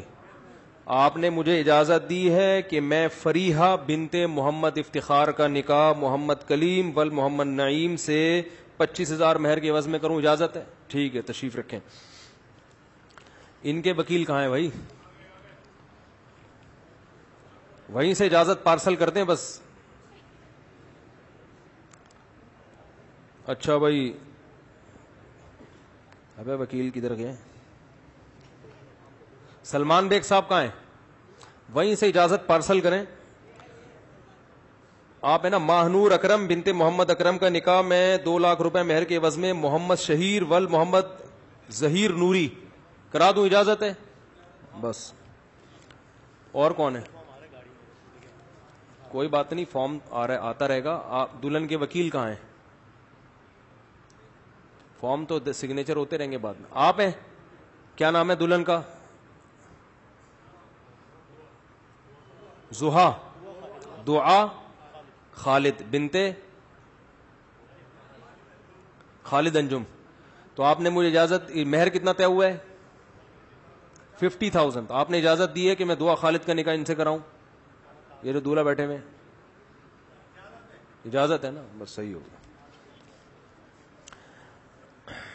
الحمد لله نحمده ونستعينه ونستغفره ونؤمن به ونتوكل عليه ونعوذ بالله من شرور أنفسنا ومن سيئات أعمالنا من يهده الله فلا مضل له ومن يضلل فلا هادي له ونشهد أن لا إله إلا الله وحده لا شريك له ونشهد أن محمدا عبده ورسوله صلى الله تعالى عليه وعلى آله وأصحابه وبارك وسلم تسليما كثيرا كثيرا. أما بعد فأعوذ بالله من الشيطان الرجيم. بسم الله الرحمن الرحيم. يا أيها الناس اتقوا ربكم الذي خلقكم من نفس واحدة وخلق منها زوجها وبث منهما رجالا كثيرا ونساء واتقوا الله الذي تساءلون به والأرحام إن الله كان عليكم رقيبا. وقال تعالى يا أيها الذين آمنوا اتقوا الله وقولوا قولا سديدا يصلح لكم أعمالكم ويغفر لكم ذنوبكم ومن يطع الله ورسوله فقد فاز فوزا عظيما. وقال النبي صلى الله عليه وسلم النكاح من سنتي وقال فمن رغب عن سنتي فليس مني. وقال النبي صلى الله عليه وسلم تزوجوا الودود الولود فإني مباهي بكم الأمم. وقال النبي صلى الله عليه وسلم تزوجوا ولا تكونوا كرهبان النصارى. محمد شہیر، میں نے آپ کا نکاح 2 لاکھ روپے کے عوض میں ماہنور اکرم بنت محمد اکرم سے کیا، قبول ہے؟ جزاک اللہ جی. اچھا بھائی محمد کلیم صاحب، محمد کلیم بل محمد نعیم، میں نے 25,000 روپے مہر کے عوض میں آپ کا نکاح فریحہ بنت محمد افتخار سے کیا، قبول کیا؟ زور سے ہوتا ہے تھوڑا سا. جزاک اللہ جی. اچھا بھائی طلحہ اورنگزیب بل یہ میں طلحہ لکھا ہوا ہے، اس کو طاہا کر دینا بھائی. طاہا اورنگزیب بل محمد اورنگزیب، میں نے 25,000 روپے سکہ رائج الوقت بھی لکھا ہوا ہے یار. اچھا 50,000 سکہ رائج الوقت. سکے تو ختم ہو گئے، پرانے زمانے کا. چلو خیر ہے.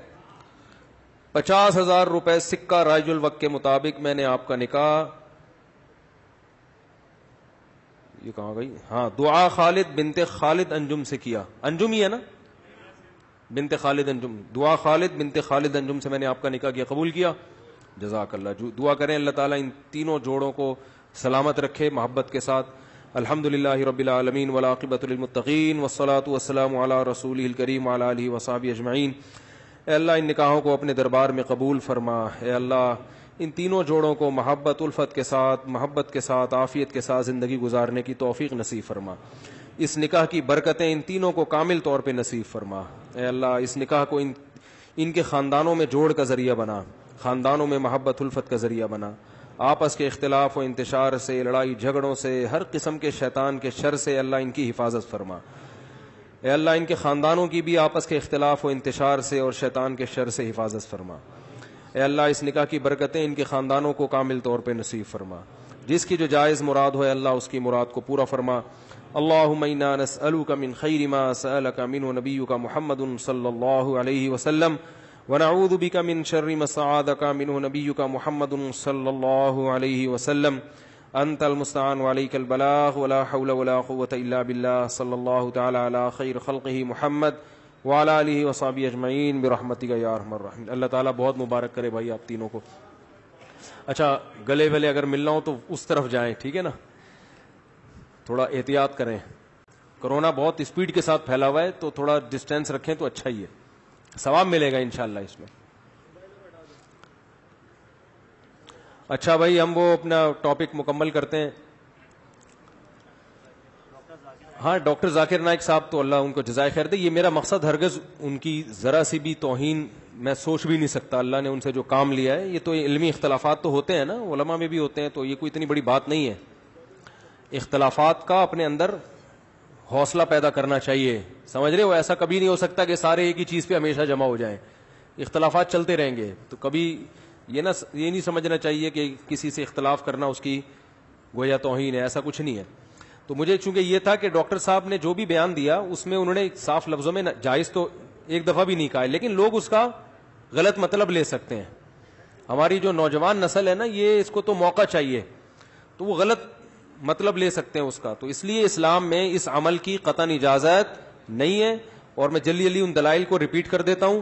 سب سے پہلے قرآن کی آیت ہے 29ویں پارے میں بھی ہے, 28 اس میں قد افلح المومنون جو سورہ مومنون ہے اس میں بھی ہے کہ اللہ نے فرمایا زوجہ کے علاوہ کوئی بھی راستہ اختیار کرتا ہے فاولئک هم العادون. اور اس میں الفاظ دیکھو فمن ابتغى وراء ذلک.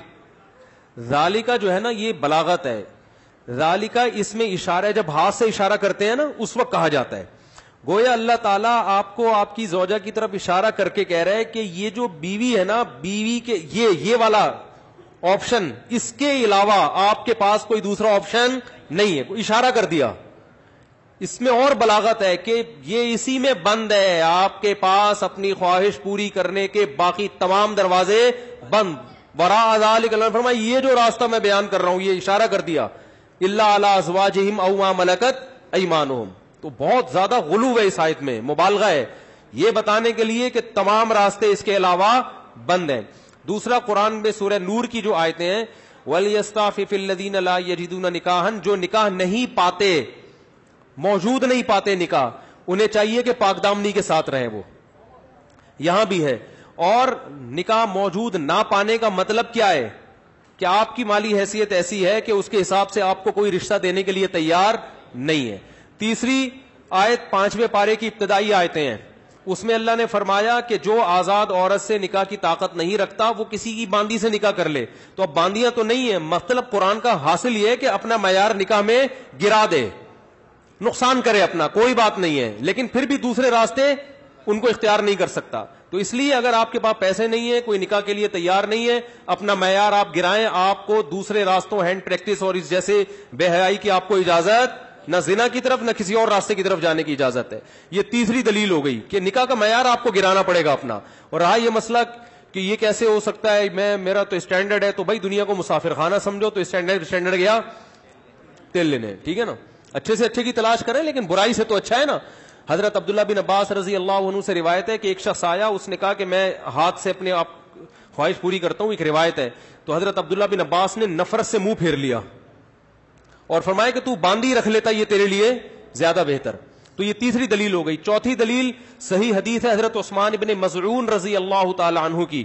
وہ فرماتے ہیں ہم سفر میں ہوتے تھے, بیوی سے دوری ہم پہ بہت شاق گزرتی تھی, ظاہر زنا میں پڑنے کا خطرہ تھا. تو ہم نے نبی سے اجازت لی کہ ہم اپنے آپ کو خسی کر دیں, اپنی جو خواہش ہے وہ کیا کر دیں, ختم. کوئی ایسی دوا کھائیں, کچھ بھی کر لیں, آج کل آپریشن بھی ہوتا ہے.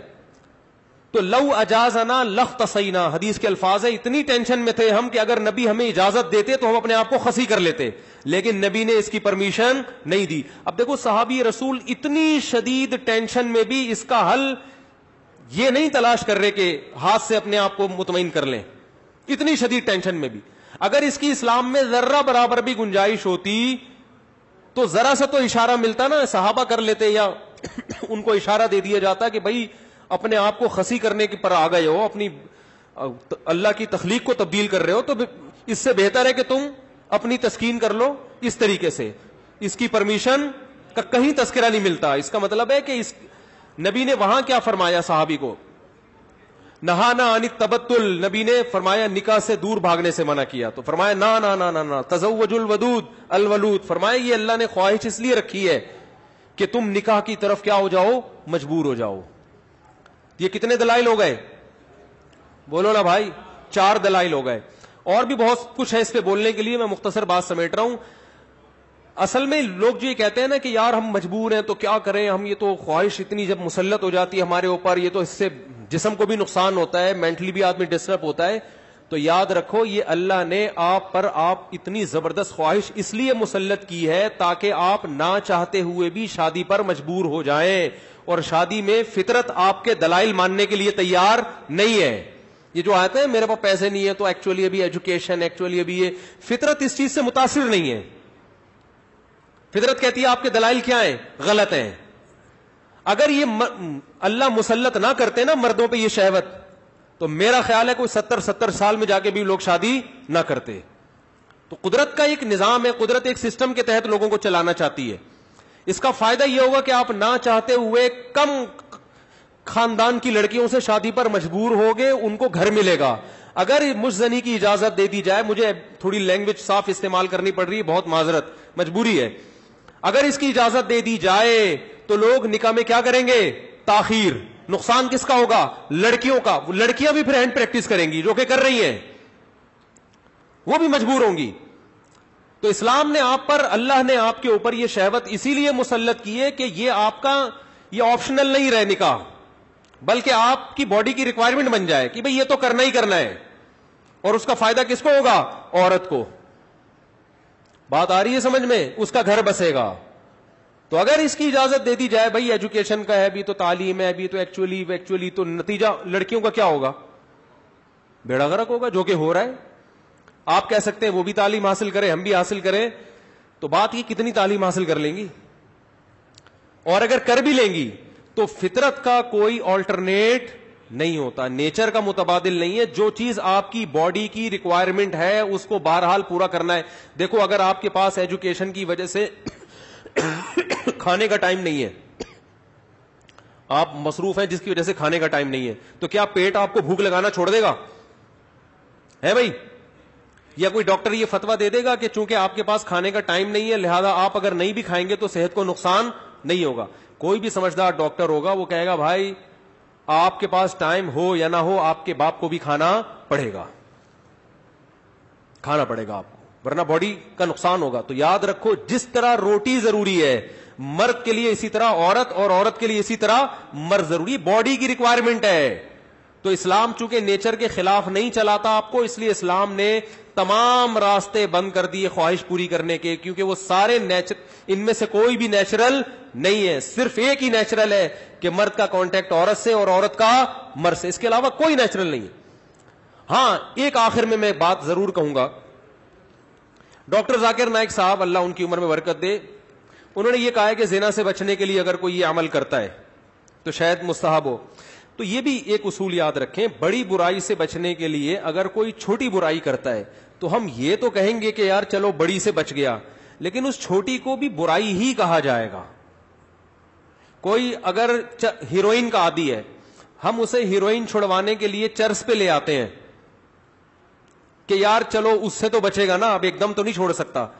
تو یہ اس عمل کی یوں تو تعریف کی جائے گی کہ یار چلو اس برائی سے بچ گیا، لیکن اس کی بیس پہ چرس کو آپ یہ کہہ دیں، شروع کر دیں کہ چرس جائز ہے یا وہ بھی کوئی افضل چیز ہے، اس کی پھر بھی اجازت نہیں ہوگی. تو اصل راستہ یہی ہے کہ کسی کو زنا کا خطرہ ہے بھاگے وہاں سے بس، اور وہ کس کی طرف لپکے، نکاح کی طرف لپکے، معیار اپنا گرائے. اور پھر بھی نکاح نہیں ہوتا تو روزے رکھے کثرت سے تاکہ جسمانی قوت ٹوٹے. اور آخری بات یہ کہ یہ جو عمل ہے ہینڈ پریکٹس کا, یہ زنا سے انسان کو بچاتا بھی نہیں ہے. یہ بھی 100% غلط ہے کہ اس کے کرنے سے آدمی زنا سے بچ جاتا ہے, کیونکہ اس میں آدمی کی ڈیزائر پوری طرح پوری نہیں ہوتی, اس کی ٹھڑک بڑھتی ہے, کم نہیں ہوتی. اگر کوئی زنا یہ کام کر بھی لے نا, پھر بھی زنا کی طرف لپکے, بلکہ اور زیادہ لپکے گا, کیونکہ یہ خواہش نفس ایسی چیز ہے کہ یہ پوری کرنے سے بڑھتی ہے. آپ کے جو دل کی خواہش ہے نا, نفس کی خواہش, یہ پورا کرنے سے کم نہیں ہوتی بلکہ بڑھتی ہے. جو اپنے آپ کو روکتے ہیں تو ان میں تو کنٹرول میں رہتی ہے, جو نہیں روکتے ان کے کنٹرول سے باہر ہوتی ہے. یہ تو یہ حل بھی نہیں ہے, یعنی میڈیکلی بھی یہ حل نہیں ہے زنا سے بچنے کا کہ یہ کام کرو. جو جتنے بڑے بڑے زانی ہیں پہلے انہوں نے یہ کام کیا ہے, اس کے بعد جا کے زنا کی طرف گئے ہیں, اور جنہوں نے اپنے آپ کو اس عمل سے بچا لیا وہ زنا سے بھی بچے رہتے ہیں. تو زنا سے بچنے کا جو قرآن میں اور احادیث میں ہمیں طریقہ ملتا ہے, جیسے یوسف علیہ السلام تھے, ان کو عورت نے دعوت دی زنا کی, وہ بھاگے ہیں, بس نکلنے کی کوشش کی انہوں نے وہاں سے. تو اصل حل اس کا یہ ہے. اور آخری بات یہ کہ یہ میں مانتا ہوں بہت سارے نوجوانوں کے حالات سامنے آئے ہیں جو اس لت, اچھا یہ بھی ایک فالٹ ہے اس میں کہ یہ عمل ایک دفعہ ہوتا نہیں ہے. آپ جو نوجوانوں کی ہسٹری جمع کریں نا, تو ایسا نہیں ہوتا کہ جس نے ایک دفعہ کیا تو بس زندگی میں ایک ہی دفعہ کیا, کہ یار بہت زیادہ مجبور ہو گیا تھا تو یہ عمل کر لیا. نا نا نا نا, جس نے ایک دفعہ کیا وہ دن میں 10 دفعہ بھی کرتا ہے پھر یہ عمل. اس کو ایسی حص اس کی بڑھ جاتی ہے اور ٹھڑک بڑھ جاتی ہے کہ پھر یہ معاملہ اس کے کنٹرول سے باہر نکل جائے. وہ 100 بار توبہ کرے گا, 100 بار توبہ توڑے گا وہ. تو یہ پریکٹیکلی بھی ممکن نہیں ہے کہ کوئی اپنے آپ کو بچانے کے لیے ایک دفعہ یہ عمل کر لیا تو اب سکون میں آ گیا. نا نا نا نا, میرے پاس جو نوجوان آتے ہیں ان کی ہسٹری میں آپ کو بتاؤں, وہ کیا کچھ, ایک صاحب کی 2 بیوی. اچھا ہاں یہ بھی بتا دوں, جب یہ لت زیادہ پڑتی ہے تو پھر یہ بیماری شادی کے بعد بھی نہیں چھوٹتی, یہ بھی ذہن میں رکھیں. ایک صاحب, میں نے جو زندگی میں سب سے پہلا فتویٰ لکھا ہے نا, وہ کیا تھا آپ حیران ہوں گے. یہ 1999 میں سوال آیا, ایک آدمی کی 2 بیویاں, اسے نکاح سے پہلے اس کی عادت پڑ گئی, یہی سوچ کے کہ یار ابھی اپنے آپ کو ٹھنڈا کر لیتا ہوں, تسکین کر لیتا ہوں, برائی سے بچ جاؤں گا, یہ ہو جائے گا وہ ہو جائے گا. شیطان نے الٹے سیدھے اس کو جو ہے نا دلائل دیے, اور کہتا ہے مجھے یہ برائی جب ہو گیا تو چسکا لگ گیا. پھر کہہ رہے پھر جب میں نے نکاح کیا ہے نا, ایک شادی کی ہے تو میری یہ عادت نہیں چھوٹی, دوسری 2 بیویاں اس کی, کہہ رہے پھر بھی نہیں چھوٹی. تو کہہ رہے میں اتنا غصے میں آ جاتا تھا کہ یار میری بیویاں بھی ہیں پھر بھی مجھے ان کو تسکین اس میں ہوتی ہے. پھر بالکل ایسے ہے جیسے لوط علیہ السلام کی قوم کو جب لڑکوں کی عادت پڑ گئی تو اب ان کو عورت سے تسکین بولتے کیوں نہیں ہو رہی. تو یہ ہینڈ پریکٹس کا ایک یہ بھی بڑا نقصان ہے کہ جب اس کی لت پڑ جاتی ہے تو شادی کے بعد بھی یہ عادت نہیں چھوٹتی. تو وہ کہہ رہا ہے میری 2 بیویاں تھیں, 1999 کی بات کر رہا ہوں میں, اس نے سوال بھیجا. تو کہہ رہا ہے کہ میں اتنا مجبور ہو گیا کہ ایک دن میں نے قسم اٹھائی کہ آئندہ میں نے اپنے ہاتھ سے اپنے آپ کو فارغ کیا تو میری دونوں بیویوں کو 3 طلاقیں. کہہ رہے میں نے یہ سوچا کہ شاید اس عمل سے میں اپنے آپ کو روک لوں گا, پھر بھی نہیں رکا, اور پھر بھی یہ عمل کیا, اور ہم نے اس کو فتویٰ دیا کہ آپ کی دونوں بیویاں آپ پر ہمیشہ کے لیے حرام ہو گئی ہیں. تو اب آپ بتاؤ اس پہ کیا گزر رہی ہوگی. تو ہم نے لوگوں کے یہ حالات دیکھے ہیں, تو اس لیے اس قسم کے کلپ سے متاثر ہو کر کوئی بھی شخص ایسی حماقت کرنے کی کوشش بولو بھائی نہ کرے. اور میرا مقصد آپ کو کسی کو مایوس کرنا نہیں ہے. اگر کوئی نوجوان اس بیماری میں مبتلا ہو گیا ہے تو حدیث میں آتا ہے ما انزل اللہ من داء الا انزل له شفاء, ہر بیماری کا اللہ نے شفا پیدا کی ہے. تو مایوس نہ ہو. وہ سب سے پہلے تو وہ نکاح کرے تاکہ معاملہ آگے بڑھے نہیں, کیونکہ اگر نہیں کرے گا نا یہ پھر یہاں تک رکے گا نہیں معاملہ. کیونکہ یہ لڑکے پھر جب یہ کام کرتے ہیں پھر وہ انٹرنیٹ پر فحش فلمیں بھی دیکھتے ہیں, پھر وہ تصویروں کی طرف بھی جائے گا, بد نظری کی طرف بھی, اور پھر یہ بڑھتا رہا, پھر وہ زنا کا متلاشی ہوتا ہے کہاں مجھے موقع ملے. تو اس لیے میرے بھائی اپنے آپ کو روکنے کی کوشش کرنی چاہیے. تو اس کا پہلا اسٹیپ یہ ہے کہ سب سے پہلے آپ یہ عزم کریں کہ میں نے اپنے آپ کو اس برائی سے ہر قیمت پہ دور کرنا ہے. یہ میرا ایم ہے, میرا عزم ہے. اگر آپ ارادے میں ہی ڈھیلے ہیں تو بھائی پھر معاملہ کیا ہو جائے گا, خراب ہو جائے. تو پہلے تو کیا کرنا ہے, پکا عزم کرنا ہے. اب دوسرا علاج کے طریقے دریافت کرنے آپ نے. سب سے پہلا کام یہ کرنا ہے کہ انسان کو جہاں برائی کی عادت پڑتی ہے نا وہاں برائی چھوٹتی نہیں ہے. آپ کی کوئی خاص ایسی جگہ جہاں آپ سونے کے لیے لیٹتے تھے اور وہاں پر آپ پہ یہ شہوت کا جنون چڑھتا تھا, تو اپنا ٹھکانہ وہاں سے کیا کر لو, چینج کر لو. رات کو سونے سے پہلے مطالعہ کر کے سو. کوئی اپنے سرہانے کتاب رکھی جائے. جو نوجوان خدا نخواستہ کوئی اس میں مبتلا ہے تو اس کو بتا رہا ہوں میں, اپنے سرہانے کیا رکھیں, کوئی دلچسپ کتاب رکھیں. بستر پہ جیسے ہی لیٹے, جو معمولات ہے نا آیت الکرسی پڑھنا, دعائیں پڑھنا, بستر پہ لیٹنے سے پہلے پڑھ لیں وہ, تاکہ آپ جب بستر پہ جیسے ہی جائیں تو آپ کی سوچ جو ہے نا وہ مطالعے کی طرف چلی جائے. تو فوراً آپ نے کیا کرنا ہے, جیسے ہی سونے کے لیے لیٹے کتاب آپ کے پاس ہونی چاہیے, بستر پہ جاتے ہی آپ اس کتاب کا مطالعہ کرنا شروع کر دیں. انسان جیسے ہی لیٹ کے مطالعہ کرتا ہے اس کو نیند آ جاتی ہے, آپ سو جائیں گے, کیونکہ زیادہ تر نوجوانوں کے پر یہ اٹیک رات کے ٹائم ہی ہوتا ہے.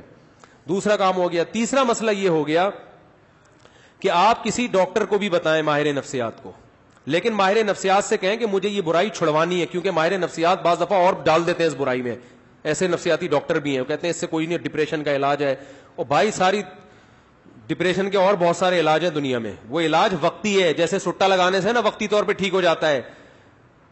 تو اب یہ بیوقوفی ہے نا کہ سٹے لگا کے ڈپریشن کا علاج, اس سے ڈپریشن بڑھتی ہے, کم نہیں ہوتی. وقتی کم ہوگی, اگلے دن اس سے بڑا اٹیک ہوگا آپ کے اوپر, سارا دن پھر یہی کرتا رہے گا. ایسے ایسے لڑکے آ کے بتاتے ہیں کہ آدمی حیران ہوتا ہے, یار تمہاری ہڈیوں میں اتنا جوس کہاں سے آیا, تم مر کے ختم ہو جاؤ گے اللہ کے بندو.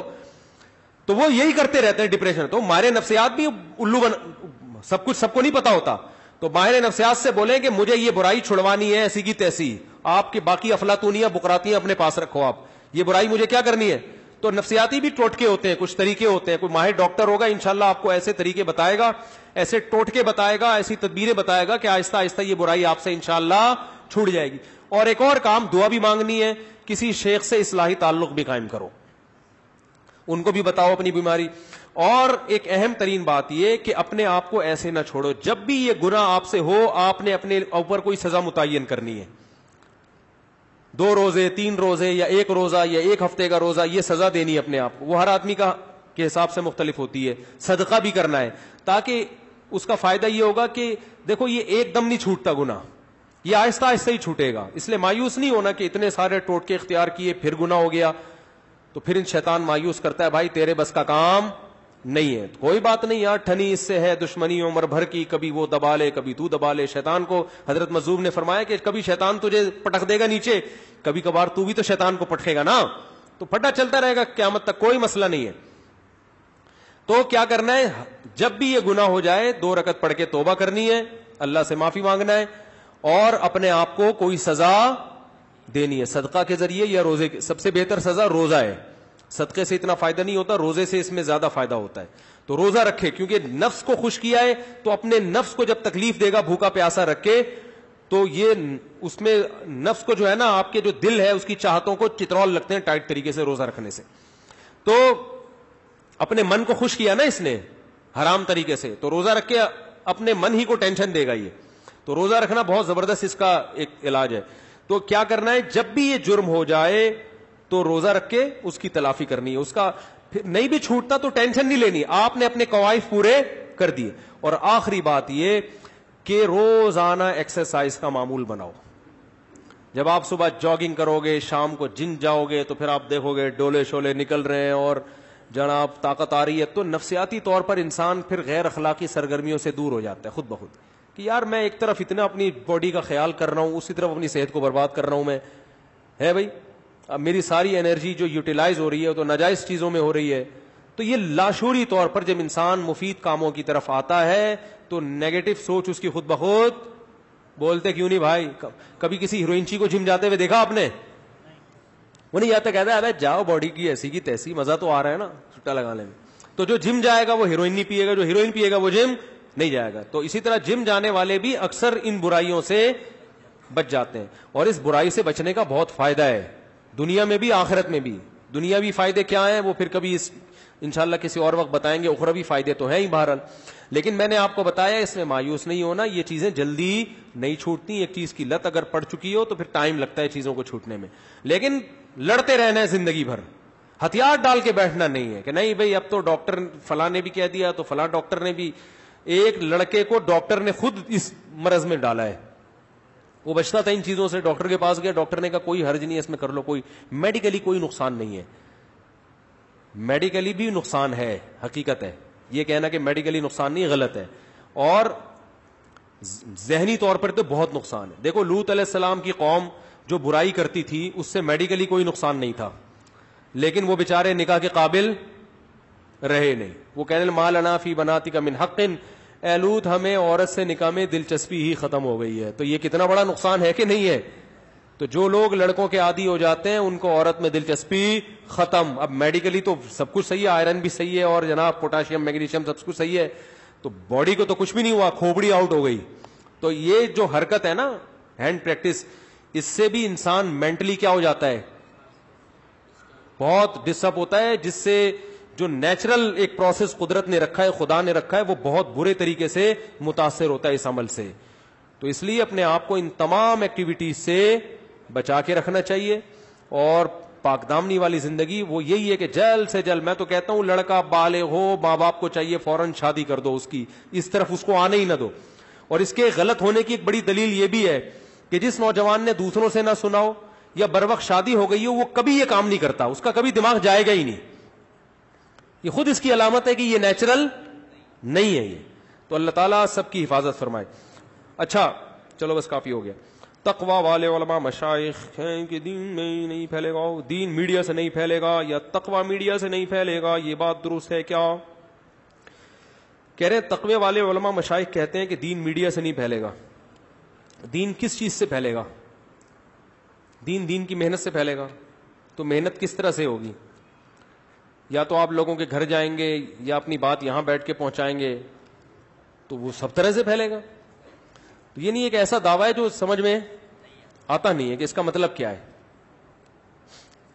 اور تقوی والے علماء جو میڈیا پہ آ رہے ہیں وہ بھی تقوی والے ہی علماء ہیں بھائی, ان کو کیوں بلا وجہ بیچاروں کو غیر متقی قرار دے رہے ہو؟ اگر ڈاکٹر صاحب گھر بیٹھ کے یہ کام کر رہے ہوتے اور میڈیا پہ نہ آتے تو ہوتے مسلمان. ڈاکٹر ذاکر نائک کو انڈیا سے کیوں نکالا ہے؟ اسلام بہت تیزی سے پھیل رہا تھا, ان کو پتا تھا جو میڈیا کا جو استعمال انہوں نے کیا ہے نا, اس سے تو کچھ وقت میں آدھا ہندوستان مسلمان ہو جائے گا. تو وہ میڈیا کی طاقت غیر مسلم سمجھتا ہے, ہم نہیں سمجھ رہے. غیر مسلم کو پتا ہے کہ میڈیا کتنی پاورفل چیز ہے. مفتی صاحب مسجد اعظم میں نماز کے دوران سورہ فاتحہ کے بعد آمین تیز آواز میں بولتے ہیں. شافی مسلک کے لوگ ہمارے یہاں بہت ہیں, تو وہ تیز آواز میں بولتے ہیں, بولنے دو, ان کا فقہ ہے, ٹھیک ہے. دونوں باتیں ہیں. حدیث میں تیز آواز کا بھی ذکر ملتا ہے, آہستہ کا بھی تذکرہ ملتا ہے, اس لیے فقہاء کا اختلاف ہے. تو کوئی کسی بھی رائے کو فالو کر سکتا ہے. ہماری مسجد میں شافی مسلک کے لوگ بھی ہیں, اور کچھ اہل حدیث بھی آتے ہیں, تو وہ بھی بولتے ہیں. تو بولنے پر گورنمنٹ کی طرف سے کوئی پابندی نہیں ہے, ٹھیک ہے. اچھا بھائی, مفتی صاحب ہندوؤں کا بروز قیامت کیا ہوگا؟ کیا سیدھا اللہ تعالیٰ انہیں جہنم میں ڈالیں گے؟ قرآن میں اللہ نے کہہ دیا ہے کہ مشرک کی مغفرت نہیں ہے. اپنے ہاتھوں سے بنائے ہوئے بتوں کی تم پوجا کرتے ہو. ابھی ایک ہندو پنڈت تھے یوٹیوب فیس بک پہ, ان کا کلپ میں نے سنا. وہ ہمارے ایک دوست ہیں آرمی میں ہیں, وہ میجر لاہور میں, ان کو بھی میں نے وہ کلپ بھیجا. اس میں کسی نے ہندو پنڈت سے سوال کیا تھا کہ ہم تو بھگوان کے سامنے صبح 4 روٹیاں رکھ کے جاتے ہیں, شام کو وہ 4 کی 4 ہی روتی ہیں, تو بھگوان صاحب کھاتے پیتے تو ہے نہیں, تو یہ کیا ہو رہا ہے؟ اس سے بھگوان تو خوش کیوں ہو رہے ہیں جب روٹی رکھی ہے؟ تو محترم نے جواب یہ دیا کہ میں اس وقت اس کا جواب دوں گا صرف ان لوگوں کو جو سائنس اور ٹیکنالوجی کے اسٹوڈنٹس ہیں. تو میں نے جب یہ سنا, میں نے کہا یار یہ کوئی بڑا ہی خاندانی جواب مارکیٹ میں آ رہا ہے, کیونکہ یہ سائنسدانوں ہی کی سمجھ میں آئے گا, ہم جیسے دیسی لوگوں کی سمجھ میں نہیں آئے گا. تو میں نے فوراً اس فیس بک کے اس کو میں نے کہا یار دیکھو یار کوئی نئی ریسرچ آئی ہے. تو میں نے پھر وہ ہمارے بے تکلف دوستوں کو کہا کہ بھگوان کے کھانے کے بارے میں رپورٹ ٹھیک ہے نا, زبردست رپورٹ پیش کی ہے. تو اس میں ارشاد یہ فرمایا کہ یہ جو سائنس اور ٹیکنالوجی کے جو طالب علم ہے, صرف ان سے بار بار 2-3 دفعہ یہ الفاظ دہرائے, تو ہم نے کہا کوئی بہت ہی زبردست مسئلہ حل کیا ہوگا. آئنسٹائن سے اگر میرا کوئی رابطہ ہوتا تو میں فوراً فون ملاتا کہ آپ تشریف لے آئیں اس مجمع میں. انہوں نے فرمایا کہ دیکھو یہ جو پھول ہے اس کی ہم نے خوشبو سونگھی, پھول میں کوئی کمی ہوئی نہیں ہوئی, یہ ویسے کا ویسے ہی. تو ایسے ہی بھگوان جو روٹی کی خوشبو ہے نا, وہ بھگوان حاصل کرتے ہیں, روٹی نہیں. روٹی ویسے کی, تو آپ کی روٹی پہنچ گئی. تو اس کے لیے سائنس اور ٹیکنالوجی کے جو پڑھنے والے ماہرین ہیں نا, یہ خصوصی خطاب ان سے تھا. بھگوان یا خدا یا گاڈ, یہ دنیا اس کائنات کا سب سے بڑا عہدہ ہے, یہ جس کو ہم عہدے سے تعبیر کر لیں اگر, اس میں جو اصل خدا ہے اس کی بہت بڑی توہین ہے. جو خدا ہے جس نے بنایا ہے اس کو چھوڑ دیا آپ نے, اور اپنے ہاتھوں سے پتھر کے بت بنا کے اپنے سامنے رکھتے ہو, پھر ان کو روٹیاں بھی کھلاتے ہو. اگر یہ روٹی کے محتاج ہیں تو یہ تو ویسے ہی بھگوان نہیں ہے پھر روٹی. اور اصل میں تو ہم تو پھر بھی اس بھگوان سے, ان کے بنے ہوئے بھگوانوں سے اچھے ہیں کہ ہم تو روٹی کھا تو لیتے ہیں, پھوڑ دیتے ہیں.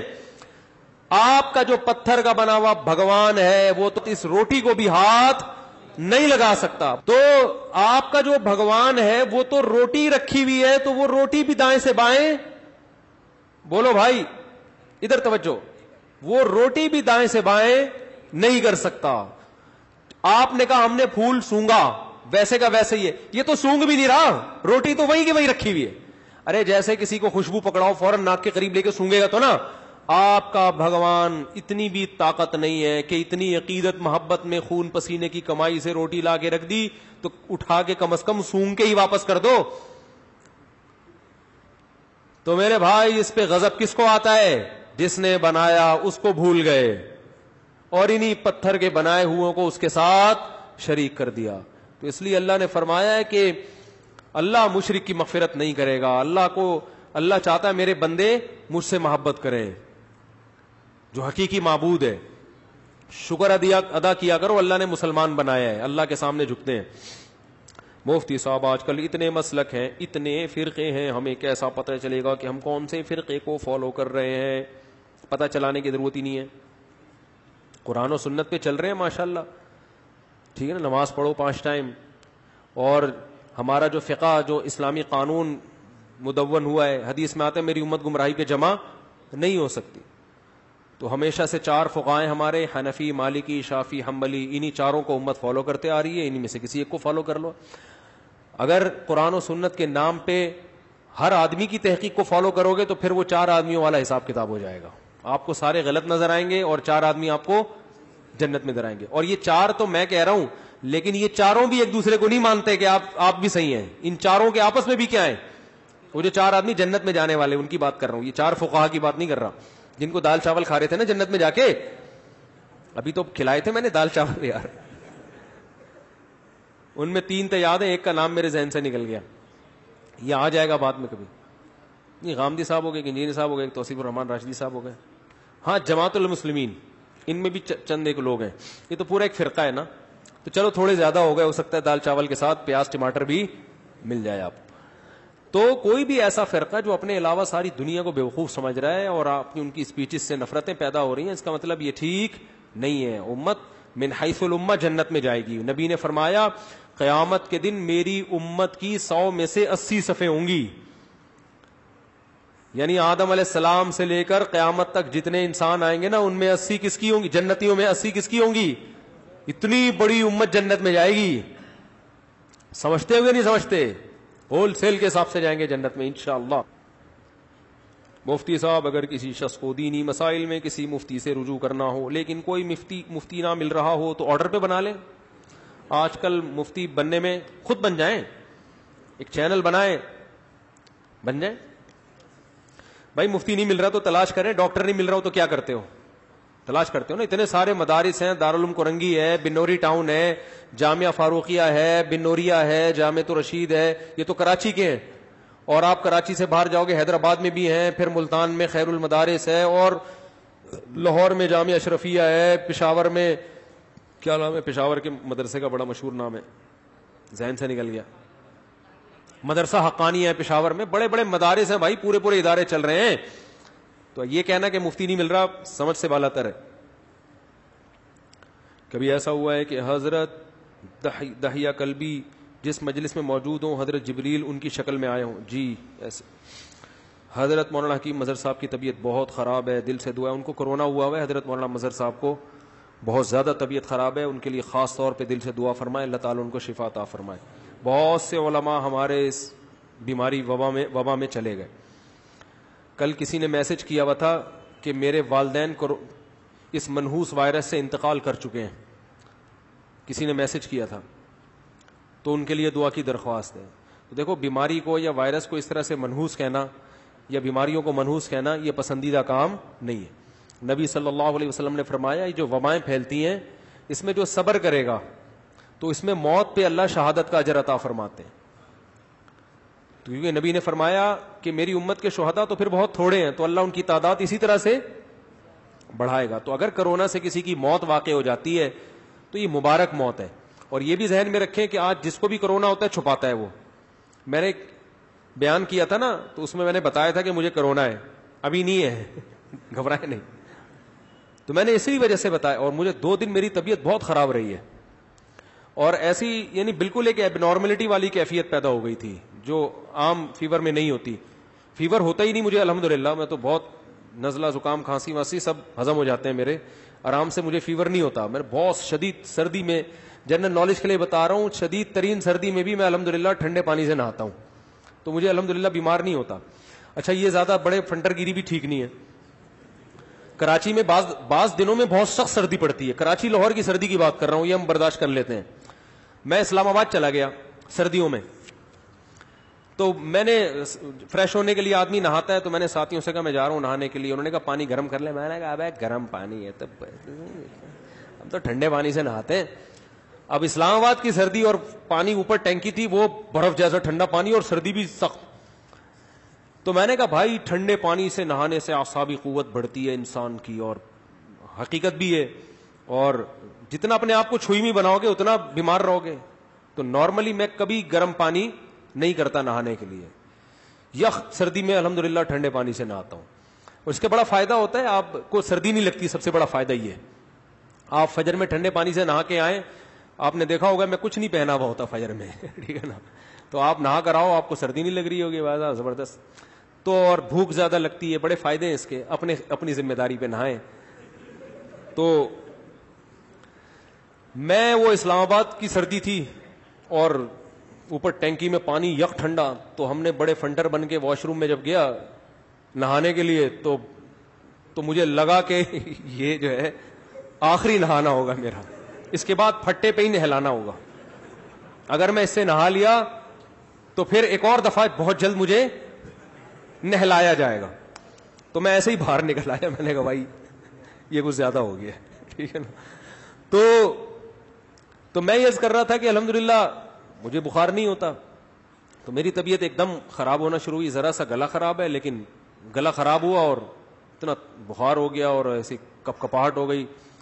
تو وہ ڈاکٹر ہیں, اللہ تعالیٰ ان کو جزائے خیر دے, ڈاکٹر خرم صاحب لندن میں, جن کا میں نے انٹرویو بھی نقل کیا تھا, نشر کیا تھا اپنے چینل پہ. تو ان کی ہدایات پر عمل کی. 2 دن میں الحمدللہ وہ اس کیفیت سے تو نکل گیا, لیکن گھر والوں کو ہو گیا. پھر گھر والوں کی طبیعت کافی خراب ہے. آپ لوگوں سے دعا کی درخواست ہے, اللہ تعالیٰ شفا دے. تو اب گھر میں ہمارے بوڑھا نہیں ہے کوئی, جو کہ بدقسمتی کی بات ہے. گھر میں بوڑھے کا ہونا یہ خیر و برکت کا ذریعہ ہے. میرے والدین بھی فوت ہو گئے, دادا دادی نانا نانی سب فوت ہو گئے. تو اس لیے میں زیادہ ٹینشن میں نہیں ہوں کہ گھر میں بچے ہیں یا میں ہوں, گھر والے ہیں. تو بوڑھا اگر گھر میں ہونا تو یہ ڈینجرس ہے پھر, کیونکہ تھوڑی سی عمر زیادہ ہوتی ہے تو پھر وہ کرونا کا اٹیک بعض دفعہ جان لیوا بنتا ہے. تو میں نے بھی گھر والوں پر پابندی لگا دی ہے ان کے اپنے گھر جانے پر, کیونکہ میرے ساس سسر بوڑھے ہیں, تو وہ آئسولیٹ کیا ہے کہ بھائی اب اپنے گھر نہیں جانا, کیونکہ بوڑھوں پہ اٹیک. تو یہ ڈاکٹر کہتے ہیں, اور مشاہدہ بھی ہے, کہ جس کو ہارٹ کا مسئلہ ہو, سانس کا مسئلہ ہو یا عمر زیادہ ہو, ان 3 قسم کے لوگوں کے لیے یہ جان لیوا بولو نا ہو سکتا ہے. تو مرتے ہارٹ اٹیک سے ہی ہیں. پھر ان کے لواحقین کہہ رہے ہوتے ہیں نہیں ان کو کرونا نہیں تھا تو ہارٹ اٹیک سے مرے. تو بھائی وہ کرونا کی وجہ سے, ہارٹ تو پتہ نہیں 10 15 سال سے ہے لوگوں کو, موتیں اب ہو رہی ہیں, ایک لائن لگی ہوئی ہے.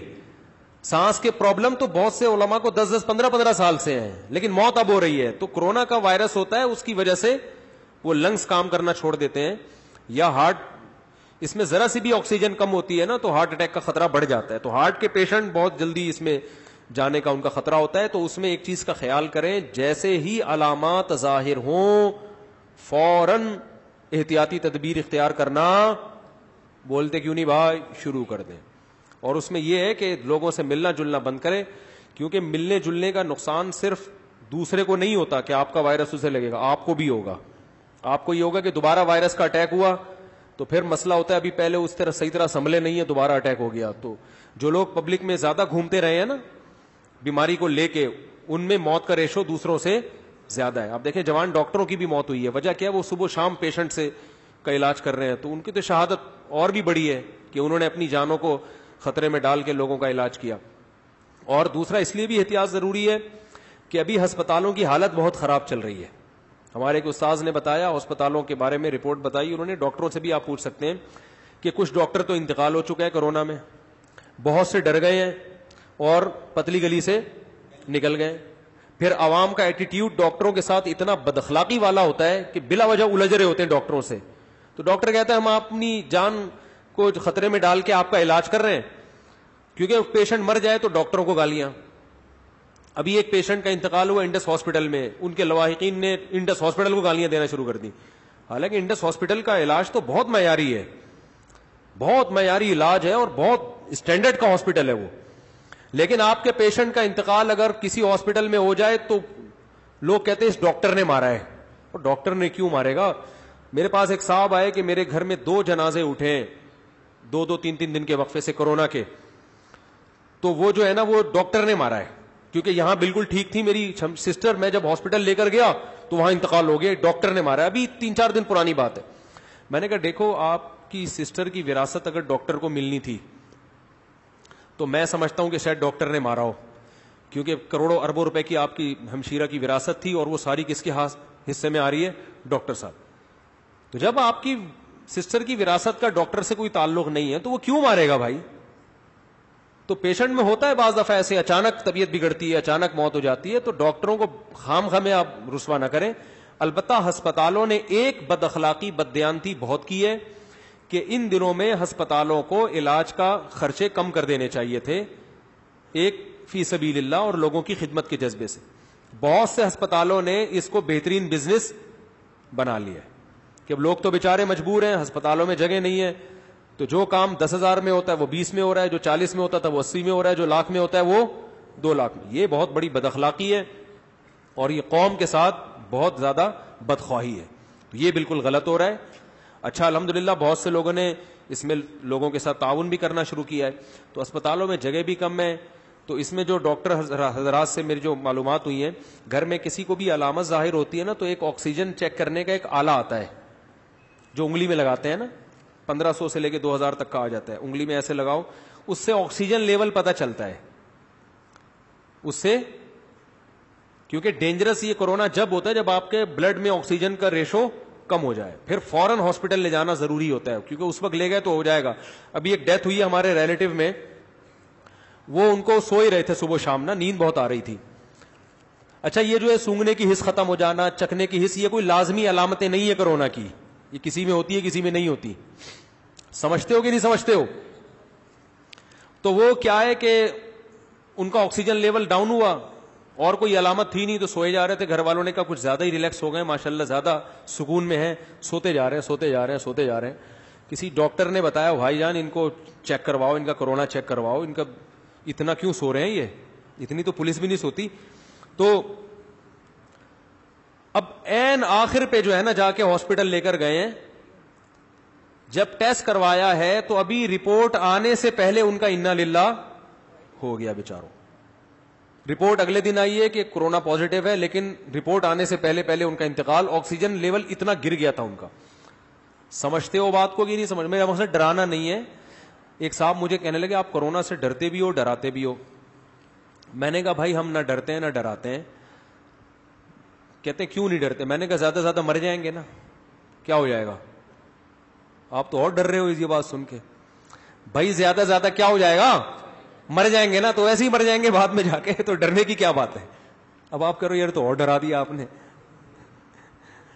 تو بھائی یہی ہو جائے گا نا, مر جائیں گے نا, تو کیا ہو گیا؟ مر نہیں, بعد میں نہیں مرو گے کیا؟ مر جاؤ گے تو مر گئے. وہ تو جب موت لکھی ہوئی ہوتی ہے نا, اونٹ پہ بیٹھے ہوئے آدمی کو کتا کاٹ لیتا ہے. یہ بتا دو, یہ ہمارے ایک دوست تھے بہاری, بڑی باتیں کرتے تھے یار, وہ چلے گئے پتہ نہیں باتیں ہی ساری لے گئے اپنے ساتھ. بڑا ہر وقت, ایک دن وہ بائک سے گرے تو اتنی ساری چوٹیں. میں نے کہا یار یہ اتنی چوٹیں, کہہ رہے یار ہمارے گوشت کا آپشن نہیں ہے, گرتے ہیں تو ڈائریکٹ ہڈی شروع ہو جاتی ہے, تو ڈائریکٹ چوٹ ہڈی پہ لگتی ہے. تو بہاری تھے ماشاءاللہ, باتوں میں بڑے اسٹائلش. تو وہ یہ کہا کرتے تھے کہ جب انسان کی شامت آتی ہے تو اونٹ پہ بیٹھے ہوئے آدمی کو بھی کتا کاٹ لیتا ہے. حالانکہ کنوینس کا کتنا بڑا مسئلہ ہے کتے کے لیے وہاں پہنچنا, پھر بھی کاٹ لیتا ہے. تو بھائی جو مرنا جب مقدر میں لکھا ہوگا تو جس کو کرونا ہے وہ بچے گا, اور جیسے صحت مند آدمی ٹرک کے نیچے آ کے مر جائے گا. ٹھیک ہے نا. تو یہ تو ہم تو احتیاط کے مکلف ہیں بس, تو احتیاط کرو. اور اس میں موت کا ریشو کم ہے, شروع میں ہی احتیاط کر لو تو اور حفاظت ہو جائے گی انشاءاللہ. تو تمام دوائیں بچوں کی پہنچ سے دور رکھیں. پھر بھی آرام نہ آئے تو قریبی معالج سے رجوع کریں. سمجھ میں آ رہی ہے بات؟ اچھا, جس کو کرونا ہو جائے نا, ایک صاحب کو ہوا تو وہ کہہ رہے ہیں اب میں جو میرے دشمن ہے نا ان سے میں جا کے ہاتھ ملاؤں گا, گلے ملوں گا. یہ بھی ایک آپشن ہے کرونا والے کے پاس. تو مجھے وہ چٹکلا یاد آیا کہ ایک نوجوان, بہت طبیعت خراب اس کی, سگریٹ پی رہا ہے.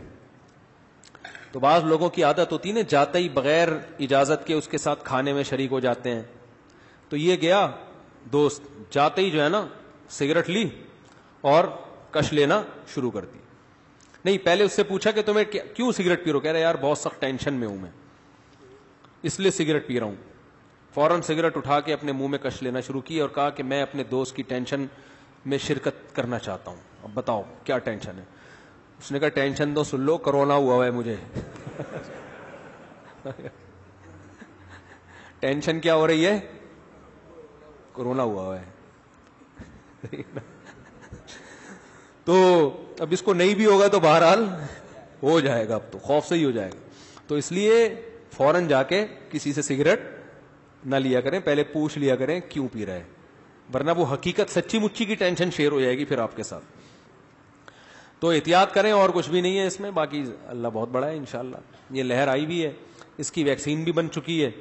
ویکسین پہنچنے میں بہت ٹائم لگے گا, اور پھر اس ویکسین کو پاکستان میں لوگوں کے لگا دینا, اس کے لیے ہر آدمی کے ساتھ 6 پولیس والے چھوڑے جائیں گے اس کے اوپر, تو وہ لگوائے گا. ورنہ دجال, برمودا ٹرائنگل, تکون, بحر اسود, بحر احمر, فلسطین, ایران, جاپان, پتہ نہیں کیا کیا ابھی رپورٹ کے نام پہ آنے والا ہے کہ اس میں بچے نہیں ہوں گے, پھر بچے ہو گئے تو بچوں کے بچے نہیں ہوں گے. اب پوتے نواسے کون دیکھتا ہے آج کل جا کے کہ تحقیق کرے ہوئے کہ نہیں ہوئے ہیں بھائی. تو بچے نہیں ہوں گے تو پھر بچوں کے بچے نہیں ہوں گے, تو پھر کانا دجال پیدا ہو جائے گا یہ ٹیکا لگانے سے. پھر اڑن تشتریاں آئیں گی, پھر وہ ایک کتاب ملی ہے, تحریر ملی ہے, پھر وہ جاپان کے سائنسدان ہے, پتہ نہیں کیا کیا, ایک نئی ٹینشن شروع ہونے والی ہے. تو ڈاکٹروں سے پوچھو میرے بھائی, وہ بتائیں گے کہ یہ کانا دجال اس میں چھپا ہوا ہے یا یہ واقعی کرونا کا علاج ہے. جو ڈاکٹر خرم صاحب سے تو میں رابطے میں رہتا ہوں, انہوں نے مجھے بتایا کہ یہ ویکسین اگر آ جاتی ہے نا, تو جس کو ایک دفعہ کرونا ہو چکا ہے, کیونکہ اس میں تو پھر اینٹی باڈیز بن جاتی ہیں نا, اس کے خلاف دفاعی قوت پیدا ہوتی ہے, تو وہ بھی دوبارہ لگوا لے تو بھی ٹھیک ہے, تو بھی اور اچھا ہی ہے, برا نہیں ہے. لیکن بہرحال ایسا نہ ہو کوئی بھی ویکسین کے نام پہ کچھ بھی ٹھوک دے. تو اس کے لیے جب تک کوئی ماہر ڈاکٹر نہ ہو نا, اب پولیو کے قطرے میں بھی ہم ڈاکٹروں سے پلواتے ہیں, ان پہ اعتماد ہوتا ہے. تو ابھی پولیو کی ٹیم سے میرا پھڈا ہو گیا, ہم نے ڈاکٹر سے پلوا دیے تھے, وہ پھر پلوا. میں نے کہا جب ایک دفعہ پلا چکے ہم کیوں زبردستی پلائیں بھائی دوبارہ. تو آپ ویکسین تو کریں, لیکن ویکسین اپنے کوئی ریلائبل ڈاکٹر سے ہو. ایسے بھی بعض دفعہ پتہ بھی نہیں ہوتا کون آ رہا ہے گھر میں, کوئی بھی آ کے کوئی بھی ٹھوک کے ٹھاک کے چلا جائے ویکسین کے نام پہ, ایسا تھوڑی ہوتا ہے. صحت پہ آدمی تھوڑی کمپرومائز کرتا ہے. اللہ تعالیٰ سمجھنے کی عمل کی توفیق عطا فرمائے. بہت ہو گیا بھائی, اب جاؤ گھر.